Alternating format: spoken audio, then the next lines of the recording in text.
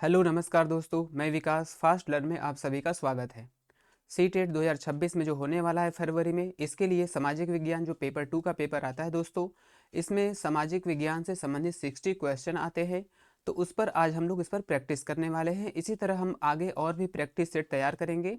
जो हमारा एनसीईआरटी है, प्रीवियस ईयर क्वेश्चन है और भी जो इम्पोर्टेंट क्वेश्चन है उस पर हमारा ये बेस्ड होगा। और इसमें जितने इंपॉर्टेंट क्वेश्चन हैं उन सभी को हम शामिल करने का प्रयास करेंगे दोस्तों। तो ये सामाजिक विज्ञान का जो प्रैक्टिस सेट है इसके लिए बहुत ही अच्छा साबित होगा, तो आप इसे ज़रूर करिएगा। और शुरू करते हैं हम अपने क्लास को। तो सबसे पहला हमारा जो क्वेश्चन है, crops like wheat and बेयरली were first grown 8000 years ago, यानी 8000 वर्ष पहले सर्वप्रथम गेहूं और जौ जैसी फसलों को उगाया गया था। किरथर और सुलेमान पहाड़ी क्षेत्र में, ठीक है, in the Kirthar of Sulaiman hills area. Himalaya पहाड़ी क्षेत्र में, in the Himalaya mountainous region. Deccan के पहाड़ी क्षेत्र में, in the Deccan plateau region. और नीलगिरी के पर्वतीय क्षेत्र में, in the mountainous region of Nilgiri. तो 8000 वर्ष पहले जो सर्वप्रथम गेहूं और जौ जैसी फसलों को उगाया गया था, वो उगाया गया था दोस्तों किरथर और सुलेमान पहाड़ी क्षेत्र में। जो किरथर और सुलेमान पहाड़ी क्षेत्र है, ये पश्चिम उत्तर जो भारत का जो पश्चिम उत्तर वाला भाग है, वहाँ पर किरथर और सुलेमान पहाड़ी दोस्तों स्थित है। यहीं पे in the Kirthar and Sulaiman hill area में सबसे पहले क्या है, 8000 वर्ष पहले गेहूं और जौ जैसी फसलों को उगाया गया था। तो उत्तर हमारा यहाँ पर हो जाएगा किरथर और सुलेमान पहाड़ी। ठीक है, यहाँ पर हिमालय पहाड़ी क्षेत्र है, दक्कन पहाड़ी क्षेत्र। दक्कन पहाड़ी क्षेत्र जो दक्कन का पठार है, हमारा खनिज के लिए काफ़ी प्रसिद्ध है। जो नीलगिरी के पर्वतीय क्षेत्र है, जो नीलगिरी का पर्वत है दोस्तों, वो हमारे साउथ इंडिया में तमिलनाडु में स्थित है। नीलगिरी का जो पर्वत है वो कहाँ पर स्थित है दोस्तों, ये तमिलनाडु में स्थित है, तो इसे भी आप याद रखिएगा। लेकिन 8000 वर्ष पहले सबसे पहले गेहूं और जौ जैसी फसलों को जो उगाया गया है वो किरथर और सुलेमान पहाड़ी क्षेत्र में उगाया है, यानी in the Kirthar and Sulaiman hill area. Next question is that, वह क्षेत्र जहां सर्वप्रथम चावल उपजाया गया था, यानी the area where rice was first grown.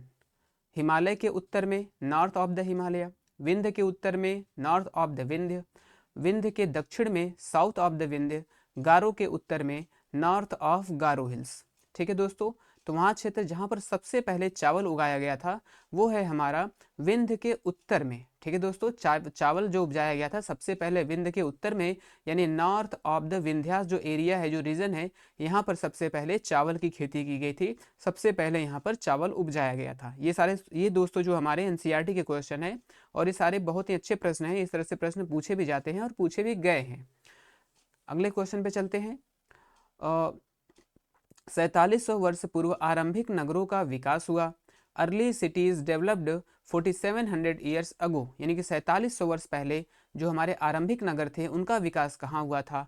Sindhu व इसके सहायक नदियों के किनारे, गंगा व इसके सहायक नदियों के किनारे, ब्रह्मपुत्र व इसके सहायक नदियों के किनारे, गोदावरी व इसके सहायक नदियों के किनारे।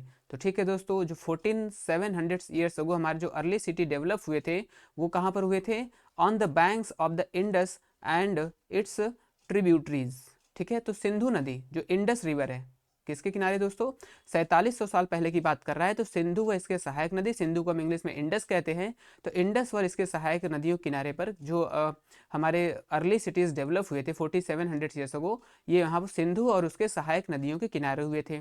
अगर हम गंगा की बात करें, गंगा व इसके सहायक नदियों के किनारे जो शहर की स्थापना हुई थी, ठीक है दोस्तों, तो ये हमारे 2500 ईयर्स अगो, 2500 ईयर्स जो यानी 2500 साल पहले जो शहरों का विकास हुआ था वो गंगा और इसके सहायक नदियों किनारे हुआ था। लेकिन अगर हम 4700 यानी 4700 ईयर्स अगो की बात करेंगे तो सिंधु यानी कि इंडस रिवर के और इसके ट्रिब्यूटरी जो इसके सहायक नदियां हैं इसके किनारे पर इसका जो अर्ली सिटीज है डेवलप हुए थे।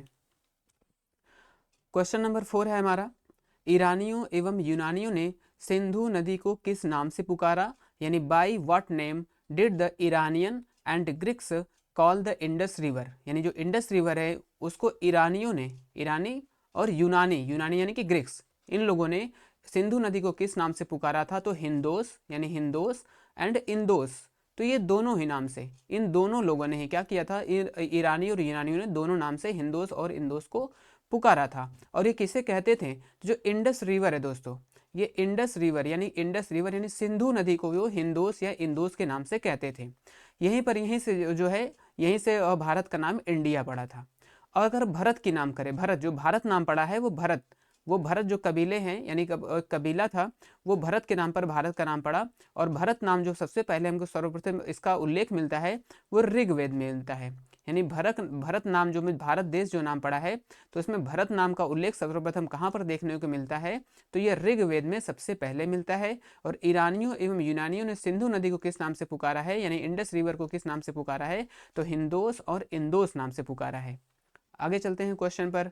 पांडुलिपियों, अभिलेखों तथा पुरातत्व से ज्ञात जानकारियों के लिए इतिहासकार डैश शब्द का प्रयोग करते हैं, यानी historians use the words for information obtain from manuscripts, record and archaeology. यानी हिस्टोरियंस जो मैन्युस्क्रिप्ट्स, रिकॉर्ड्स एंड आर्कियोलॉजी से, यानी कि पांडुलिपि, अभिलेख और पुरातत्वों से जो जानकारी मिलती है उसे हिस्टोरियंस क्या कहते हैं, अभिलेख यानी रिकॉर्ड्स कहते हैं, इतिहास यानी हिस्ट्री, सोर्स यानी कि सोर्स, नो वन यानी कोई नहीं।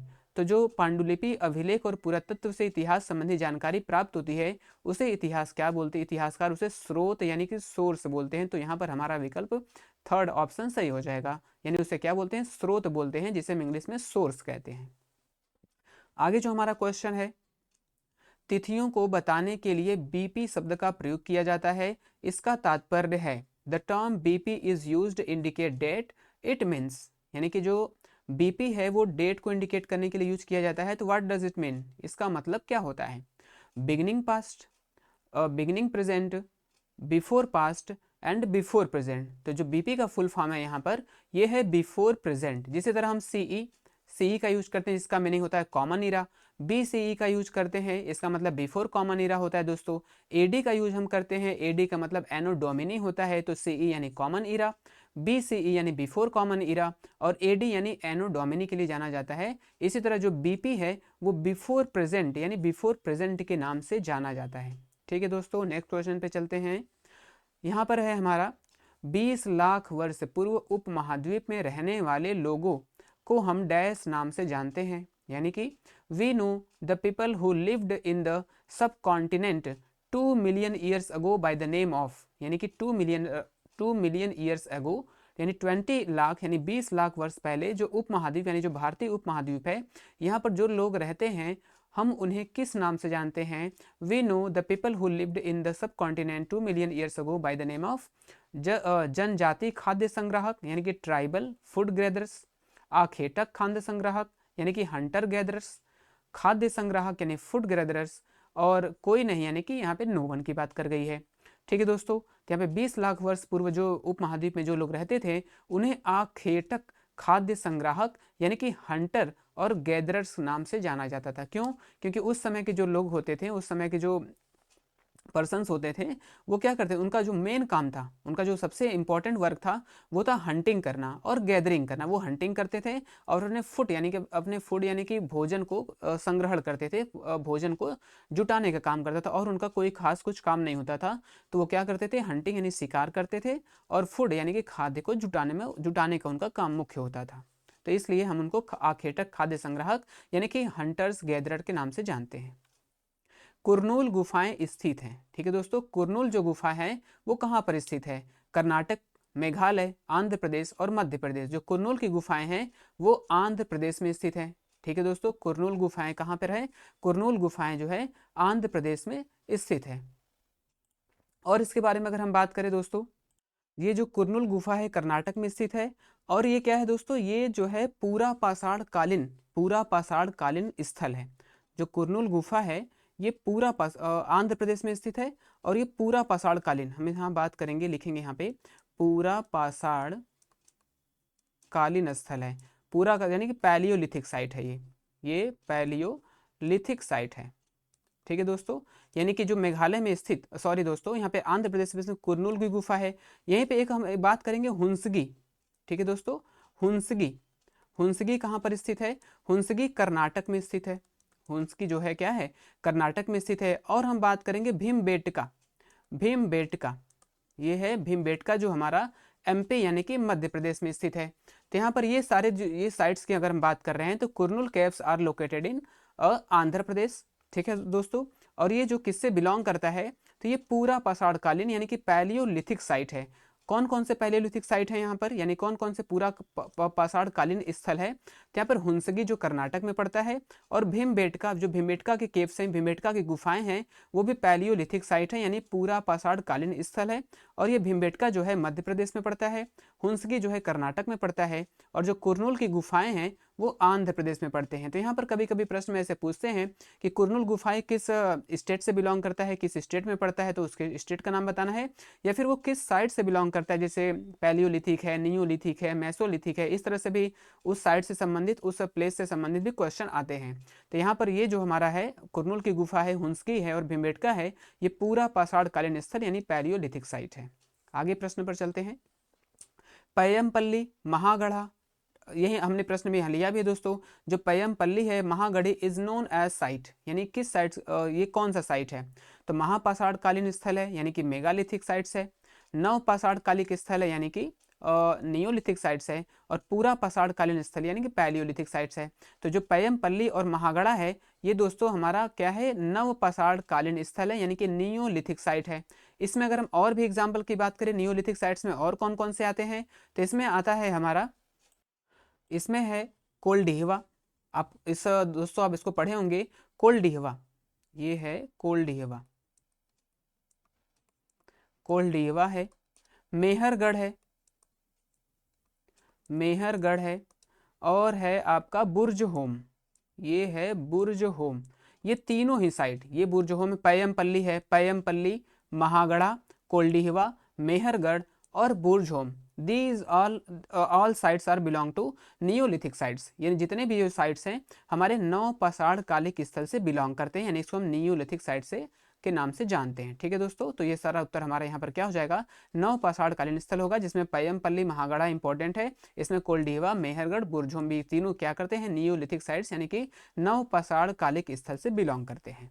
आगे जो क्वेश्चन है हमारा, पाषाण काल में यानी कि पैलियोलिथिक साइट्स दबाव सल्क तकनीक का प्रयोग किया जाता था, यानी कि pressure flag technique, it is known as pressure flag technique was used in the stone age. Stone age में जो है दबाव सल्क तकनीक यानी प्रेशर फ्लैग टेक्निक का यूज किस लिए किया जाता था, जानवरों के शिकार में, मिट्टी के बर्तन बनाने में, आभूषण बनाने में, पत्थर के औजार बनाने में, in the making of stone tool. ठीक है दोस्तों, तो ये जो प्रेशर फ्लैग टेक्निक है इसका यूज करते थे क्या, पत्थर के औजार बनाने में, यानी in the making of stone tool. तो उत्तर हमारा यहाँ पर हो जाएगा जो ऑप्शन 4 है ये हमारा सही हो जाएगा। पाषाण कालीन यानी कि जो स्टोन एज है इसमें जो स्टोन के टूल्स बनाए जाते थे वो 2 मेथड से बनाए जाते थे, ये 2 मेथड से बनाए जाते थे। इसमें एक मेथड था क्या दोस्तों, यानी कि स्टोन पे स्टोन को रगड़कर, यानी कि स्टोन यानी पत्थर से पत्थर को रगड़कर औजार बनाने का तरीका था। और जो दूसरा ये टेक्निक था वो प्रेशर फ्लैग टेक्निक यानी कि दबाव सल्क तकनीक से जो है दूसरा तरीका है, ये भी क्या है, पत्थर के औजार बनाने में यानी कि स्टोन टूल बनाने में इसका यूज किया जाता था। तो आंसर हमारा यहाँ पर ऑप्शन नंबर 4 हो जाएगा। इतिहासकारों के द्वारा पूरा पाषाण काल की अवधि निर्धारित की गई है, यानी the duration of the Palaeolithic period, जो पैलियोलिथिक पीरियड इसका ड्यूरेशन क्या है, ठीक है, डिटरमाइंड बाय द हिस्टोरियंस। यहाँ पर है दोस्तों 20 लाख साल पहले से 20,000 साल पहले, 20 लाख साल से 15,000 साल पहले, और 20 लाख साल पहले से 12,000 साल पहले, 20 लाख साल पहले से 10,000 साल पहले। जो पैलियोलिथिक साइट्स का ड्यूरेशन है, पूरा पाषाण काल का जो टाइम ड्यूरेशन है ये चला है आपका 20 लाख साल पहले से 12,000 साल पहले, यानी कि 2 million years ago to 12,000 years ago. ठीक है दोस्तों, तो यहाँ पर ऑप्शन नंबर 3 हमारा सही हो जाएगा, यानी कि 20 लाख साल पहले से लेकर 12,000 साल पहले तक हमारा जो पैलियोलिथिक पीरियड है इसका ड्यूरेशन माना जाता है। पूरा पाषाण कालीन शुतुरमुर्ग के अंडे के अवशेष कहाँ से मिले हैं दोस्तों, ठीक है, remains of Palaeolithic ostrich egg, यहाँ पर ऑस्ट्रिच एज की बात कर रही है, और किस साइड से, जो पैलियोलिथिक साइट है इससे मिला हुआ है। ये कहाँ से मिला हुआ है, गुजरात से, महाराष्ट्र से, बिहार से और कश्मीर से। तो जो पूरा पाषाण कालीन यानी कि पैलियोलिथिक साइट्स के जो शुतुरमुर्ग के अंडे हैं इनका जो रिमेन्स मिला है, अवशेष मिला है, ये मिला है आपका महाराष्ट्र से। तो उत्तर हमारा यहाँ पर ऑप्शन नंबर 2 यानी महाराष्ट्र हो जाएगा। आगे हमारा यहाँ पर मैच द कॉलम है दोस्तों, यहाँ पर हम ऑप्शन ढूंढेंगे। यहाँ पर नर्मदा घाटी है, नर्मदा घाटी, वज्जी, गारो हिल्स है, गारो पहाड़ी है, गंगा घाटी यानी गंगा वैली, सिंधु व इसके ट्रिब्यूटरीज यानी सहायक नदियाँ यहाँ की बात करेंगे। तो सबसे पहले है नर्मदा घाटी। जो नर्मदा घाटी है ये किस लिए है, तो इन सबको किस लिए फेमस है, यानी इसको किस लिए जाना जाता है।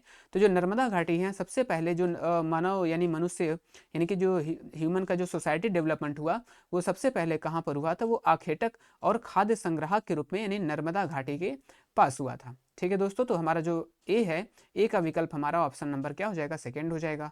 वज्जी क्या है दोस्तों, आप पढ़े होंगे कि जो सबसे पहले फर्स्ट डेमोक्रेटिक अर्ली रिपब्लिक जो है यानी आरंभिक गणतंत्र है, वो वज्जी है। वज्जी क्या है, सबसे पहला जो गणतंत्र डेवलप हुआ था यानी सबसे पहला जो रिपब्लिक डेवलप हुआ था वो वज्जी में हुआ था। तो यहाँ पर हमारा वज्जी किस लिए जाना जाता है, आरंभिक गणतंत्र यानी कि अर्ली रिपब्लिक के लिए जाना जाता है। गारो हिल्स क्या है, गारो हिल्स के दोस्तों यहाँ पर आरंभिक कृषि यानी कि अर्ली एग्रीकल्चर, जो गारो हिल्स है, गारो पहाड़ी है, वो आरंभिक एग्रीकल्चर के लिए जाना जाता है। गंगा घाटी यानी जो गंगा वैली है, हम लोग पीछे पढ़े हैं कि गंगा वैली में क्या है, 2500 वर्ष पूर्व शहरों का विकास हुआ था, यानी कि सिटीज 25 ईयर्स अगो, यानी 2500 साल पहले शहरों का जो विकास हुआ था वो आपके गंगा घाटी में हुआ था।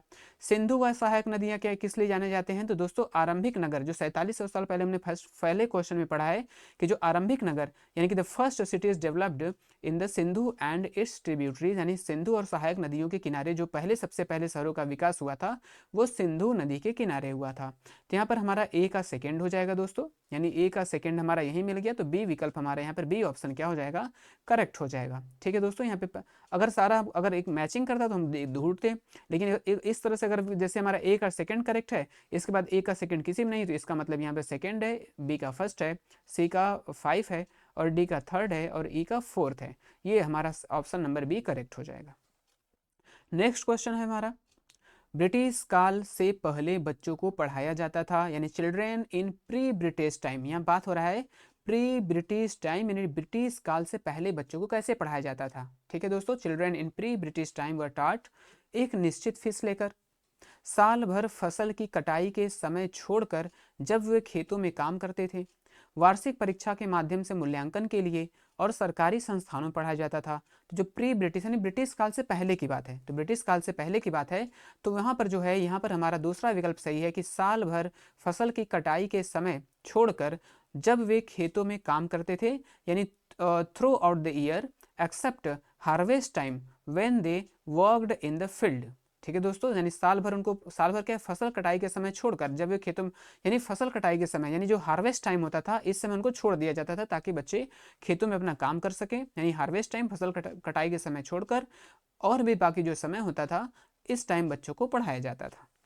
नेक्स्ट क्वेश्चन जो है हमारा, यहाँ पर महायान बौद्ध के अंतर्गत आते हैं, अंडर द महायान बुद्धिज्म, यानी महायान बुद्धिज्म की बात कर रहे हैं। यहाँ पर किसकी बात करेंगे दोस्तों, यहाँ पर क्या है, बुद्ध की प्रतिमाएं बनाई जाने लगी, यानी जो महायान है, महायान बुद्ध की प्रतिमाओं के लिए जाना जाता है, यानी कि statue of Buddha were made, जो बुद्धा के स्टैचू हैं, बुद्धा की प्रतिमाएं हैं, वो महायान शाखा, महायान हीनयान जब डिवाइड हुआ, वो कनिष्क की जो बौद्ध संगीति हुई थी वहीं पर हीनयान और महायान क्या हो गए थे, दो पार्ट में डिवाइड हो गए थे। तो यहाँ से बुद्ध की प्रतिमा, जो हीनयान है वो केवल बुद्ध जी के प्रतीकों की पूजा करती है, लेकिन जो महायान है वो बुद्ध के क्या है, बुद्ध जी के स्टैचू की पूजा करती है। ठीक है दोस्तों, बोधिसत्व को नहीं स्वीकारा गया क्योंकि अभी भी इन्हें ज्ञान प्राप्त करना बाकी था। तो बोधिसत्व की जो एक्सेप्ट है, यानी बोधिसत्व की बात करें तो इसको दोनों में एक्सेप्ट, हीनयान और महायान दोनों में एक्सेप्ट किया गया है दोस्तों।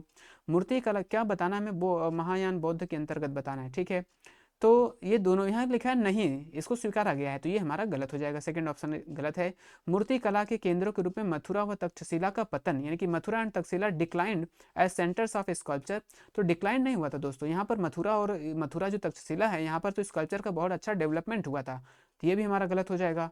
मूर्तियों में बुद्ध की उपस्थिति कुछ संकेतों के माध्यम से दर्शाई जाती है, ऐसा नहीं है, जो मूर्तियां बनाई जाती हैं पूरी तरह से बुद्ध जी की मूर्तियां बनाई जाती हैं। ठीक है, तो ये भी हमारा ऑप्शन क्या हो जाएगा, गलत हो जाएगा। तो महायान बौद्ध के अंतर्गत जो हमारा ऑप्शन है वो है कि बुद्ध, यानी महायान जो बौद्ध डेवलप हुआ तो इसी समय से बुद्ध की प्रतिमाएं बनाई जाने लगी, यानी statue of Buddha were made. ये आंसर हमारा 1 सही हो जाएगा। भारत के किस क्षेत्र को छोटा तिब्बत कहा जाता है।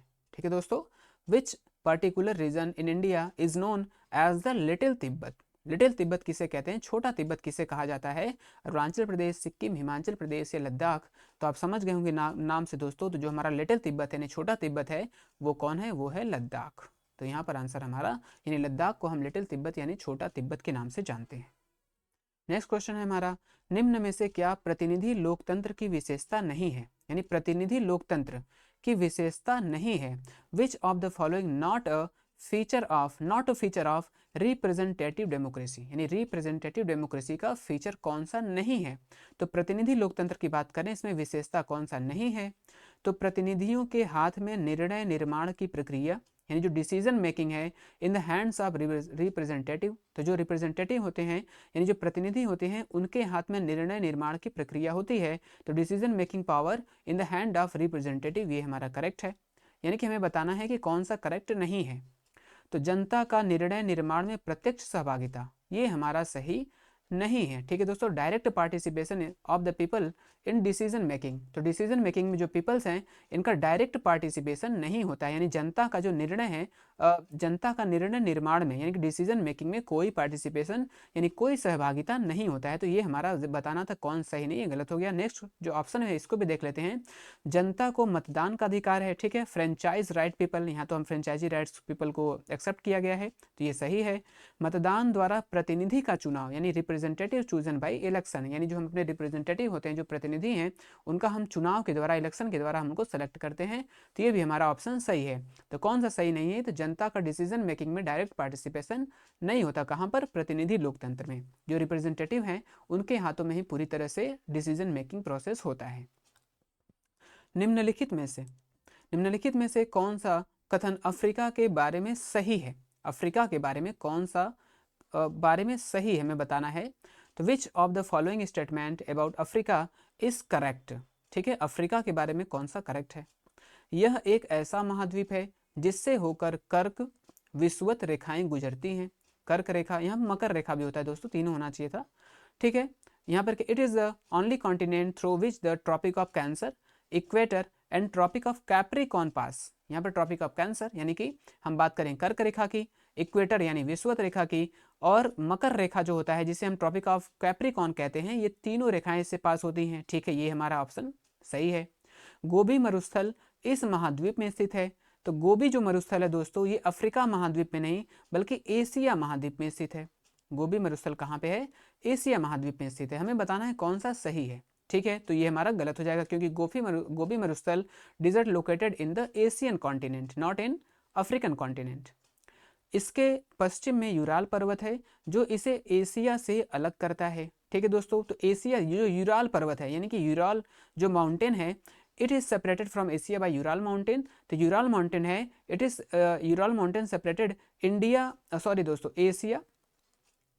एशिया एंड यूरोप, ये एशिया और यूरोप को सेपरेट करता है। जो यूराल पर्वत है ये एशिया और यूरोप को अलग करता है, न कि एशिया और अफ्रीका को अलग करता है, तो ये भी ऑप्शन हमारा गलत हो जाएगा। अफ्रीका का कोई भाग दक्षिणी गोलार्ध में नहीं है, none part of Africa lies in the southern hemisphere, ये भी ऑप्शन हमारा गलत है क्योंकि अफ्रीका का कुछ पार्ट साउदर्न रीजन में है, साउदर्न हेमिस्फीयर में है, और कुछ पार्ट इसका नॉर्दर्न हेमिस्फीयर यानी उत्तरी गोलार्ध दक्षिणी गोलार्ध दोनों में अफ्रीका फैला हुआ है।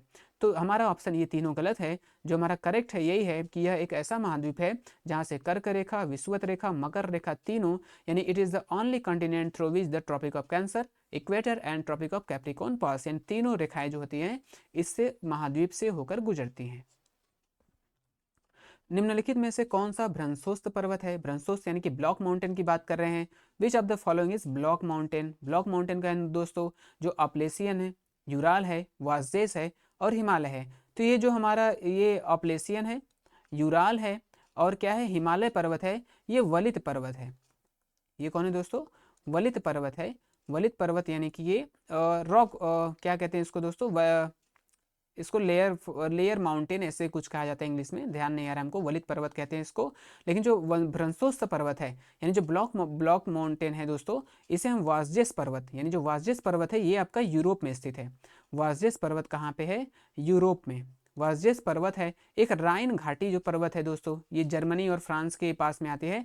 राइन घाटी यानी राइन वैली, जो राइन वैली है दोस्तों ये हमारा कहाँ पे, जर्मनी, यानी कि दोनों ही आपके यूरोप में स्थित है, दोनों आपके यूरोप में स्थित है और ये दोनों ही ब्लॉक माउंटेन के उदाहरण हैं। तो हमको बताना भी था कि ब्रंसोस्त पर्वत कौन सा है इसमें, तो जो वासजेस पर्वत है इसे हम ब्रंसोस्त पर्वत यानी राइन घाटी भी ब्रंसोस्त पर्वत का उदाहरण है। लेकिन जो अपलेशियन पर्वत है, यूराल पर्वत है, जो हिमालय पर्वत है, ये वलित पर्वत का उदाहरण है। फोल्डेड, अच्छा फोल्ड माउंटेन, हाँ दोस्तों, वलित पर्वत को हम फोल्ड माउंटेन कहते हैं, हमें याद आ गया दोस्तों अभी, इसको फोल्ड माउंटेन कहते हैं। तो यानी कि जो अपलेशियन पर्वत है, यूराल पर्वत है, हिमालय पर्वत है, ये फोल्ड माउंटेन यानी वलित पर्वत का उदाहरण है। और जो वॉर्जेस पर्वत है ये आपके ब्रंसोस्त पर्वत यानी ब्लॉक माउंटेन का उदाहरण है। साथ साथ आप राइन घाटी को भी याद रखिएगा, ये भी ब्लॉक माउंटेन का उदाहरण है। और ये है कहाँ पर, तो ये यूरोप कॉन्टिनेंट में आता है।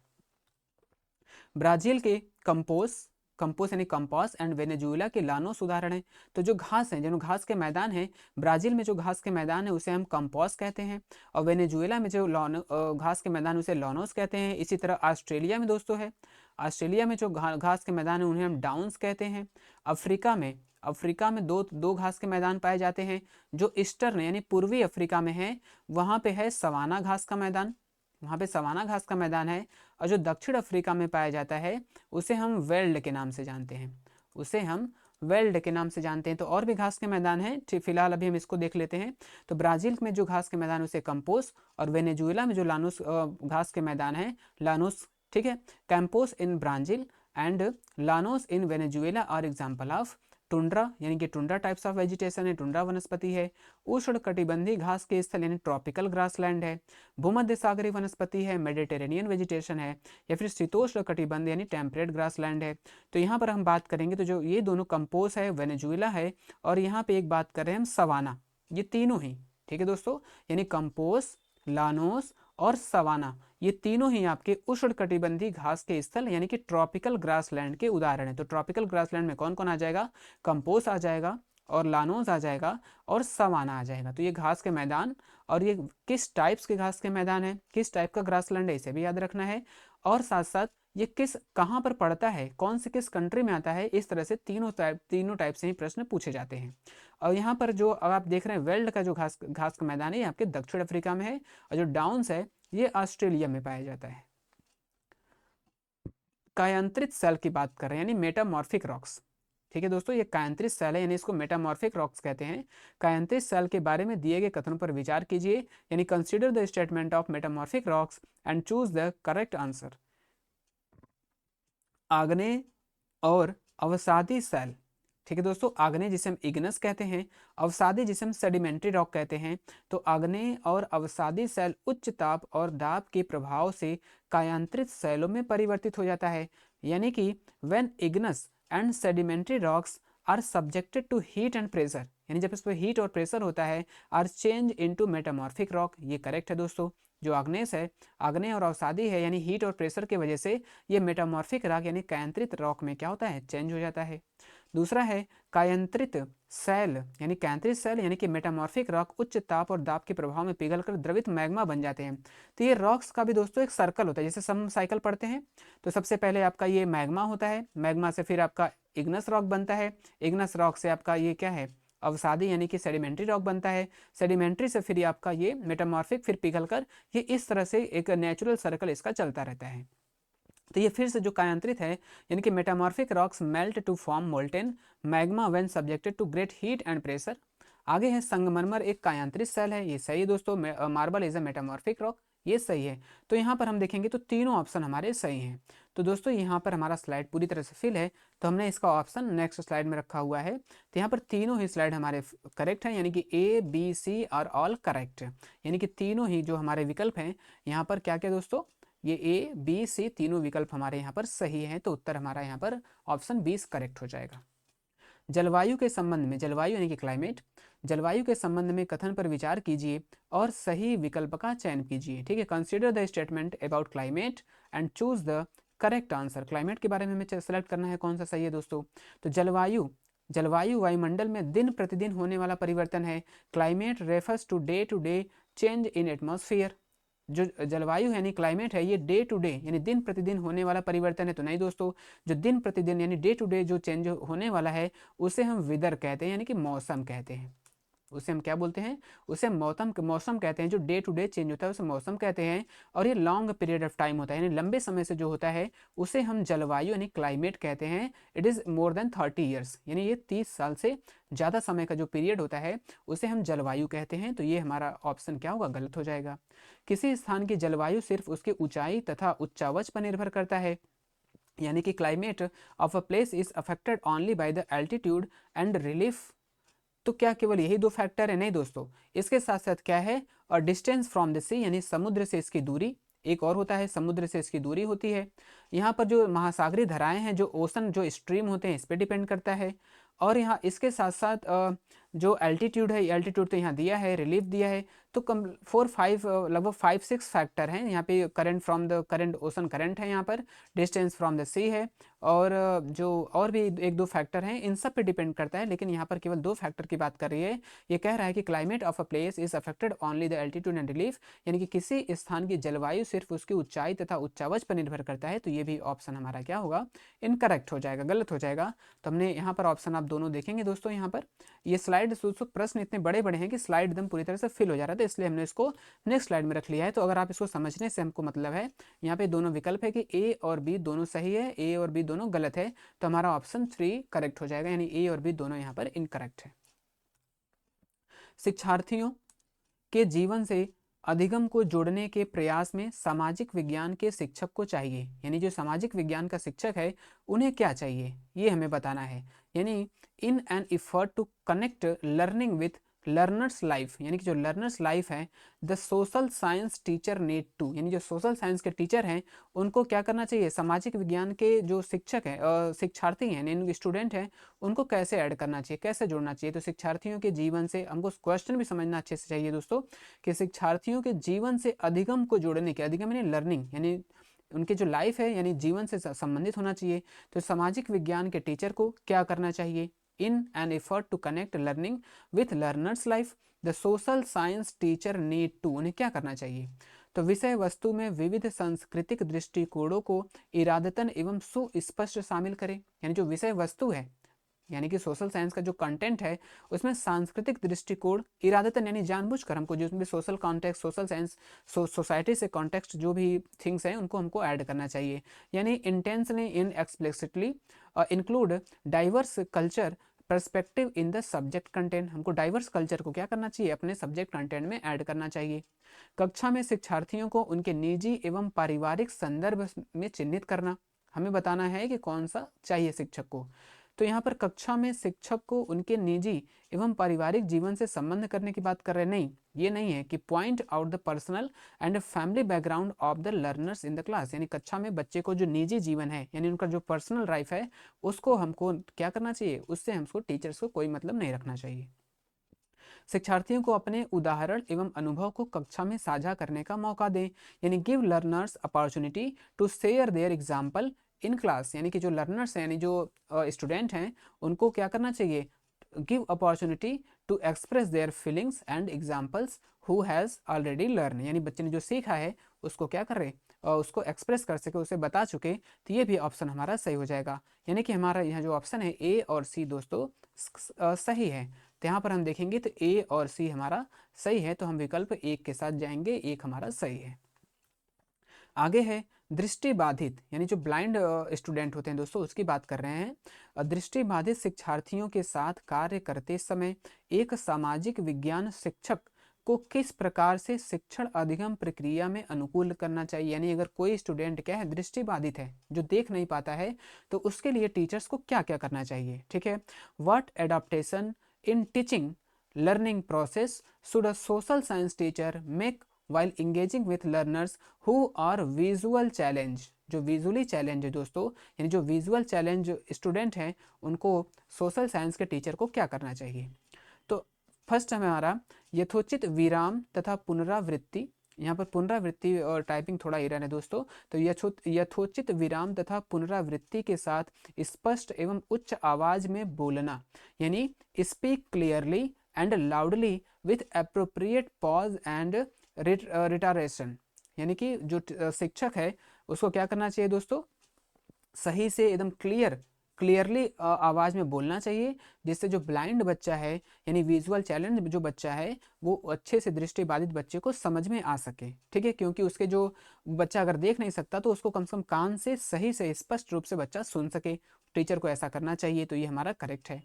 विविध प्रकार के आकर्षक दृश्य वाले कार्यपत्रों का प्रयोग करना, यानी कि use a variety of visual appealing worksheet, यानी जो विजुअल है यानी कि जो बच्चा देख सकता है उसको क्लास में शो करना। अगर बच्चा विजुअल हैंडीकेप्ट है, दृष्टिबाधित है, तो इस तरह का जो भी मटेरियल है वो उस बच्चे के काम नहीं आएगा। तो टीचर को यानी दृश्य से संबंधित यानी विजुअल जो कंटेंट है उसको शो नहीं करना चाहिए, क्योंकि बच्चा ऑलरेडी दृष्टिबाधित है तो वो उसको नहीं देख सकता। आगे है मौखिक संकेतों के द्वारा कल्पना करने के अवसर को उत्पन्न करना। Give verbal clause to create opportunity to imagine.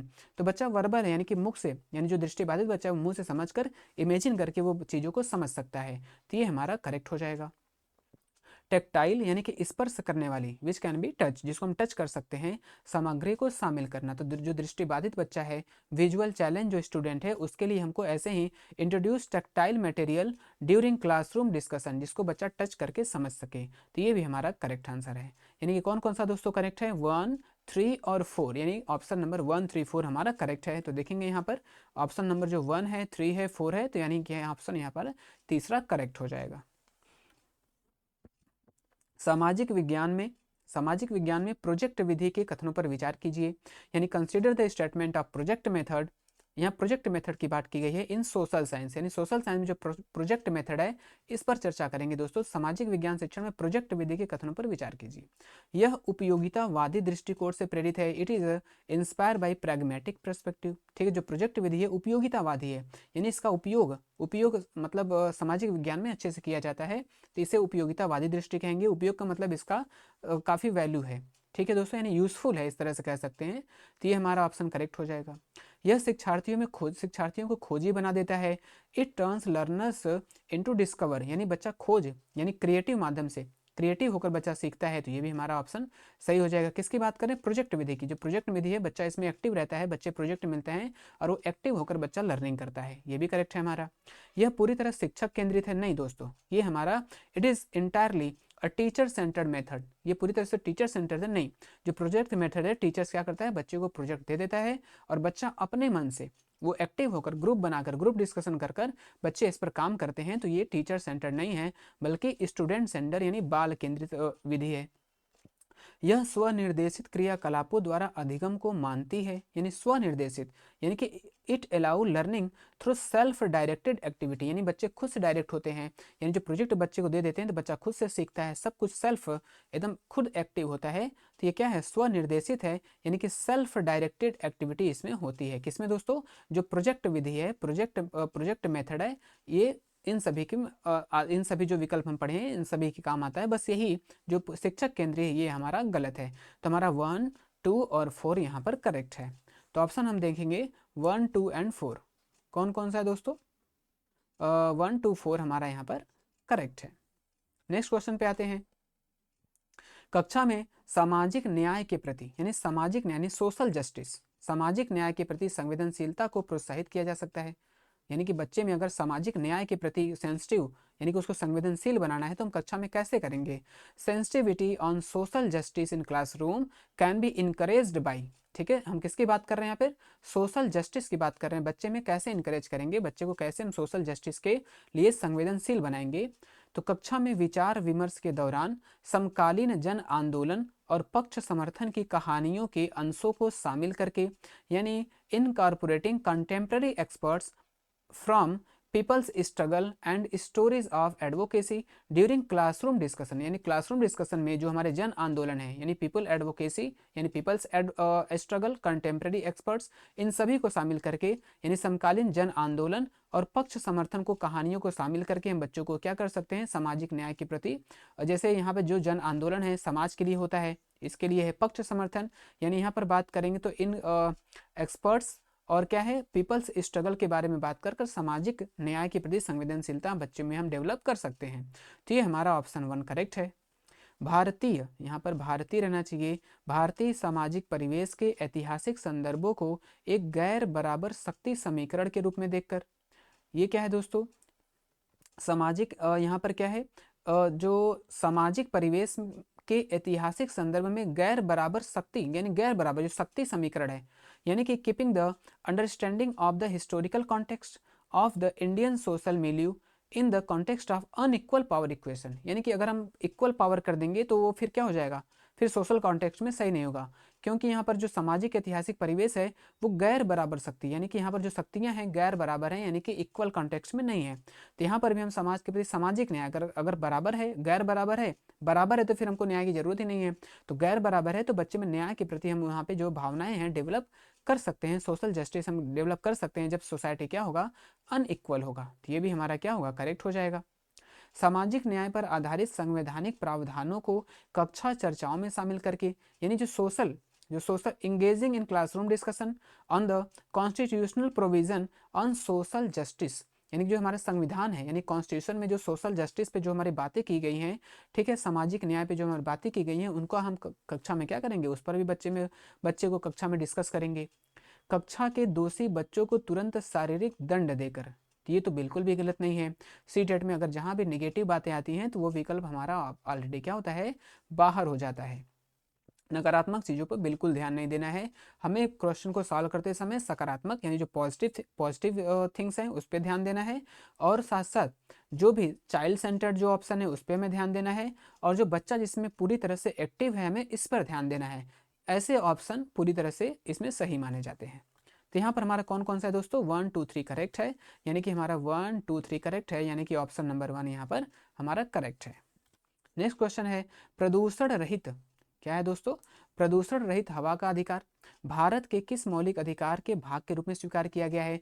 The right of pollution free air has been recognised as part of which particular fundamental rights in India. तो हमें क्या करना है दोस्तों, पॉल्यूशन फ्री एयर यानी कि प्रदूषण रहित हवा का अधिकार हमारा किस में बात किया गया है, लाइफ यानी जीवन में, न्याय यानी जस्टिस, आज़ादी फ्रीडम, और समानता इक्वलिटी की बात कर रहा है। तो जो प्रदूषण रहित हवा है वो हमारे लाइफ यानी कि जो लाइफ राइट जीवन का अधिकार है, ठीक है, जो राइट टू लाइफ है दोस्तों इसमें है। इसके ये हमारा आर्टिकल नंबर 21 में आता है। इसमें हमको क्या है दोस्तों, यानी कि पॉल्यूशन फ्री हमको वाटर, यानी पॉल्यूशन हमको प्रदूषण रहित जल, प्रदूषण रहित या एयर है, पॉल्यूटेड फ्री हमारा जो एयर है। इसके साथ साथ भोजन का अधिकार है, इसके साथ साथ इसमें भोजन का अधिकार, जो मिड डे मील चलता है दोस्तों, जो मिड डे मील चलता है वो इसी राइट्स के अंदर चलता है, सारे हमारे आर्टिकल 21 में ही आते हैं, जिसमें भोजन है, मिड डे मील हमारा इसी राइट्स में आता है, प्रदूषण रहित हवा है, प्रदूषण रहित पानी है, ठीक है, ये सारे हमारे जीवन के अधिकार। और आजीविका का जो काम है, आजीविका जो हमारे लिवलीहुड की बात कर रहे हैं, लिवलीहुड की बात कर रहे हैं, आजीविका की बात कर रहे हैं, ये सारे हमारे आर्टिकल 21 यानी जीवन के अधिकार में आते हैं। तो ऑप्शन नंबर हमारा 1 इज करेक्ट। 28 में क्या है, 1997 में भारतीय उच्चतम न्यायालय ने विशाखा निर्देश, जिसको हम विशाखा गाइडलाइन भी कहते हैं, की रचना महिलाओं को डैश यौन उत्पीड़न से बचाने के लिए किया गया। तो जो Vishakha guideline directed by the Supreme Court, ठीक है, in 1997 the Supreme Court of India formulated the Vishakha guideline to protect women from sexual harassment. तो कहाँ पर जो वुमेन सेक्सुअल हरासमेंट के लिए जो शिकार होती थी, इनके जो इस पे इनको प्रॉब्लम होता था, इसके लिए विशाखा गाइडलाइन कब जारी हुआ, तो हमको ईयर भी याद रखना है। तो विशाखा गाइडलाइन ये आया है 1997 में, किसके द्वारा, सुप्रीम कोर्ट ने इसको जारी किया है। और कहाँ पर दोस्तों, तो कार्यस्थल पर हम बात करेंगे, कार्यस्थल एट वर्क प्लेस, यानी कार्यस्थल पर महिलाओं के साथ यानी कि जो वुमेन्स के साथ क्या कर दिया जाता था, सेक्सुअल हरासमेंट होता था, यानी कि यौन शोषण होता था। इसके लिए सुप्रीम कोर्ट ने 1997 में विशाखा गाइडलाइन क्या किया है, जारी किया है। तो यहाँ पर कार्यस्थल पर यानी वर्क प्लेस पर हो जा, आंसर हमारा यहाँ पर 1 सही होगा। द्वितीय स्रोत का एक उदाहरण है, यानी कि जो स्रोत है, source, an example of secondary source. तो जो सोर्स होता है, जो स्रोत होता है वो 2 टाइप्स का होता है, एक प्राइमरी होता है दोस्तों, एक प्राइमरी सोर्स होता है, दूसरा सेकेंडरी होता है। सेकेंडरी, प्राइमरी मतलब प्राथमिक स्रोत होता है, दूसरा द्वितीयक स्रोत होता है। तो हमको द्वितीयक स्रोत का उदाहरण बताना है, तो सबसे पहले हम प्राइमरी एंड सेकेंडरी सोर्स के बारे में आपको बताना चाहेंगे दोस्तों कि प्राइमरी सोर्स जो होता है वो डायरेक्ट, यानी डायरेक्ट हम जब किसी सोर्स को हम डायरेक्ट जाते हैं, लेते हैं, तो वो हमारा प्राइमरी सोर्स क्या आता है। और सेकेंडरी सोर्स में वो सारे सोर्स आते हैं जो हम किसी के माध्यम से, जो किसी और के द्वारा कलेक्ट है और हम उसका यूज कर लेते हैं, तो वो सेकेंडरी सोर्स में आता है। तो यहाँ पे जो द्वितीयक सोर्स है, सेकेंडरी सोर्स है, इसकी बात कर रहे हैं। तो जो जनगणना है ये आपका प्राथमिक ये प्राथमिक सोर्स में आएगा, क्योंकि इसका हम डायरेक्ट, जनगणना क्या है, डायरेक्ट लोग आते हैं उसका अपना करेक्शन करते हैं। जन्म एवं मृत्यु का पंजीकरण, ये भी डायरेक्ट होता है दोस्तों, ठीक है, ये भी हमारा प्राथमिक सोर्स है। फिर यहाँ पर हमारे अतीत कक्षा 6 के लिए इतिहास की पाठ्य पुस्तक यानी अवर past text book in history class 6, जो क्लास 6 की बुक है, इसमें बहुत सारे सोर्सेस, यानी हिस्ट्री की बुक में जो सोर्सेस हैं अदर अदर सोर्सेज से उसको कलेक्ट किया गया है, तो ये हमारा सेकेंडरी सोर्स में आ जाएगा। जो सेंसस है ये प्राथमिक फर्स्ट जो है प्राइमरी रिसोर्स में आ जाएगा। और यहाँ पर क्या है, record of registration of birth and death, यानी जन्म मृत्यु का जो रिकॉर्ड है, ये भी हमारा प्राइमरी रजिस्ट्रेशन प्राइमरी सोर्सेस में आ जाएगा। लेकिन जो हिस्ट्री की बुक है कक्षा 6 की, ये क्या है दोस्तों, our past text book in history of class 6, ये हमारा सेकेंडरी सोर्स में आएगा। तो आंसर हमारा यहाँ पर थर्ड इज करेक्ट है। भारत का संविधान क्या है दोस्तों, ये भी प्राइमरी करेक्ट है, क्योंकि यहाँ पे ये लोगों के ने खुद इसको बनाया गया है, यहाँ पर किसी और से कलेक्ट नहीं किया गया है। तो आंसर हमारा थर्ड यहाँ पर क्या हो जाएगा, करेक्ट हो जाएगा।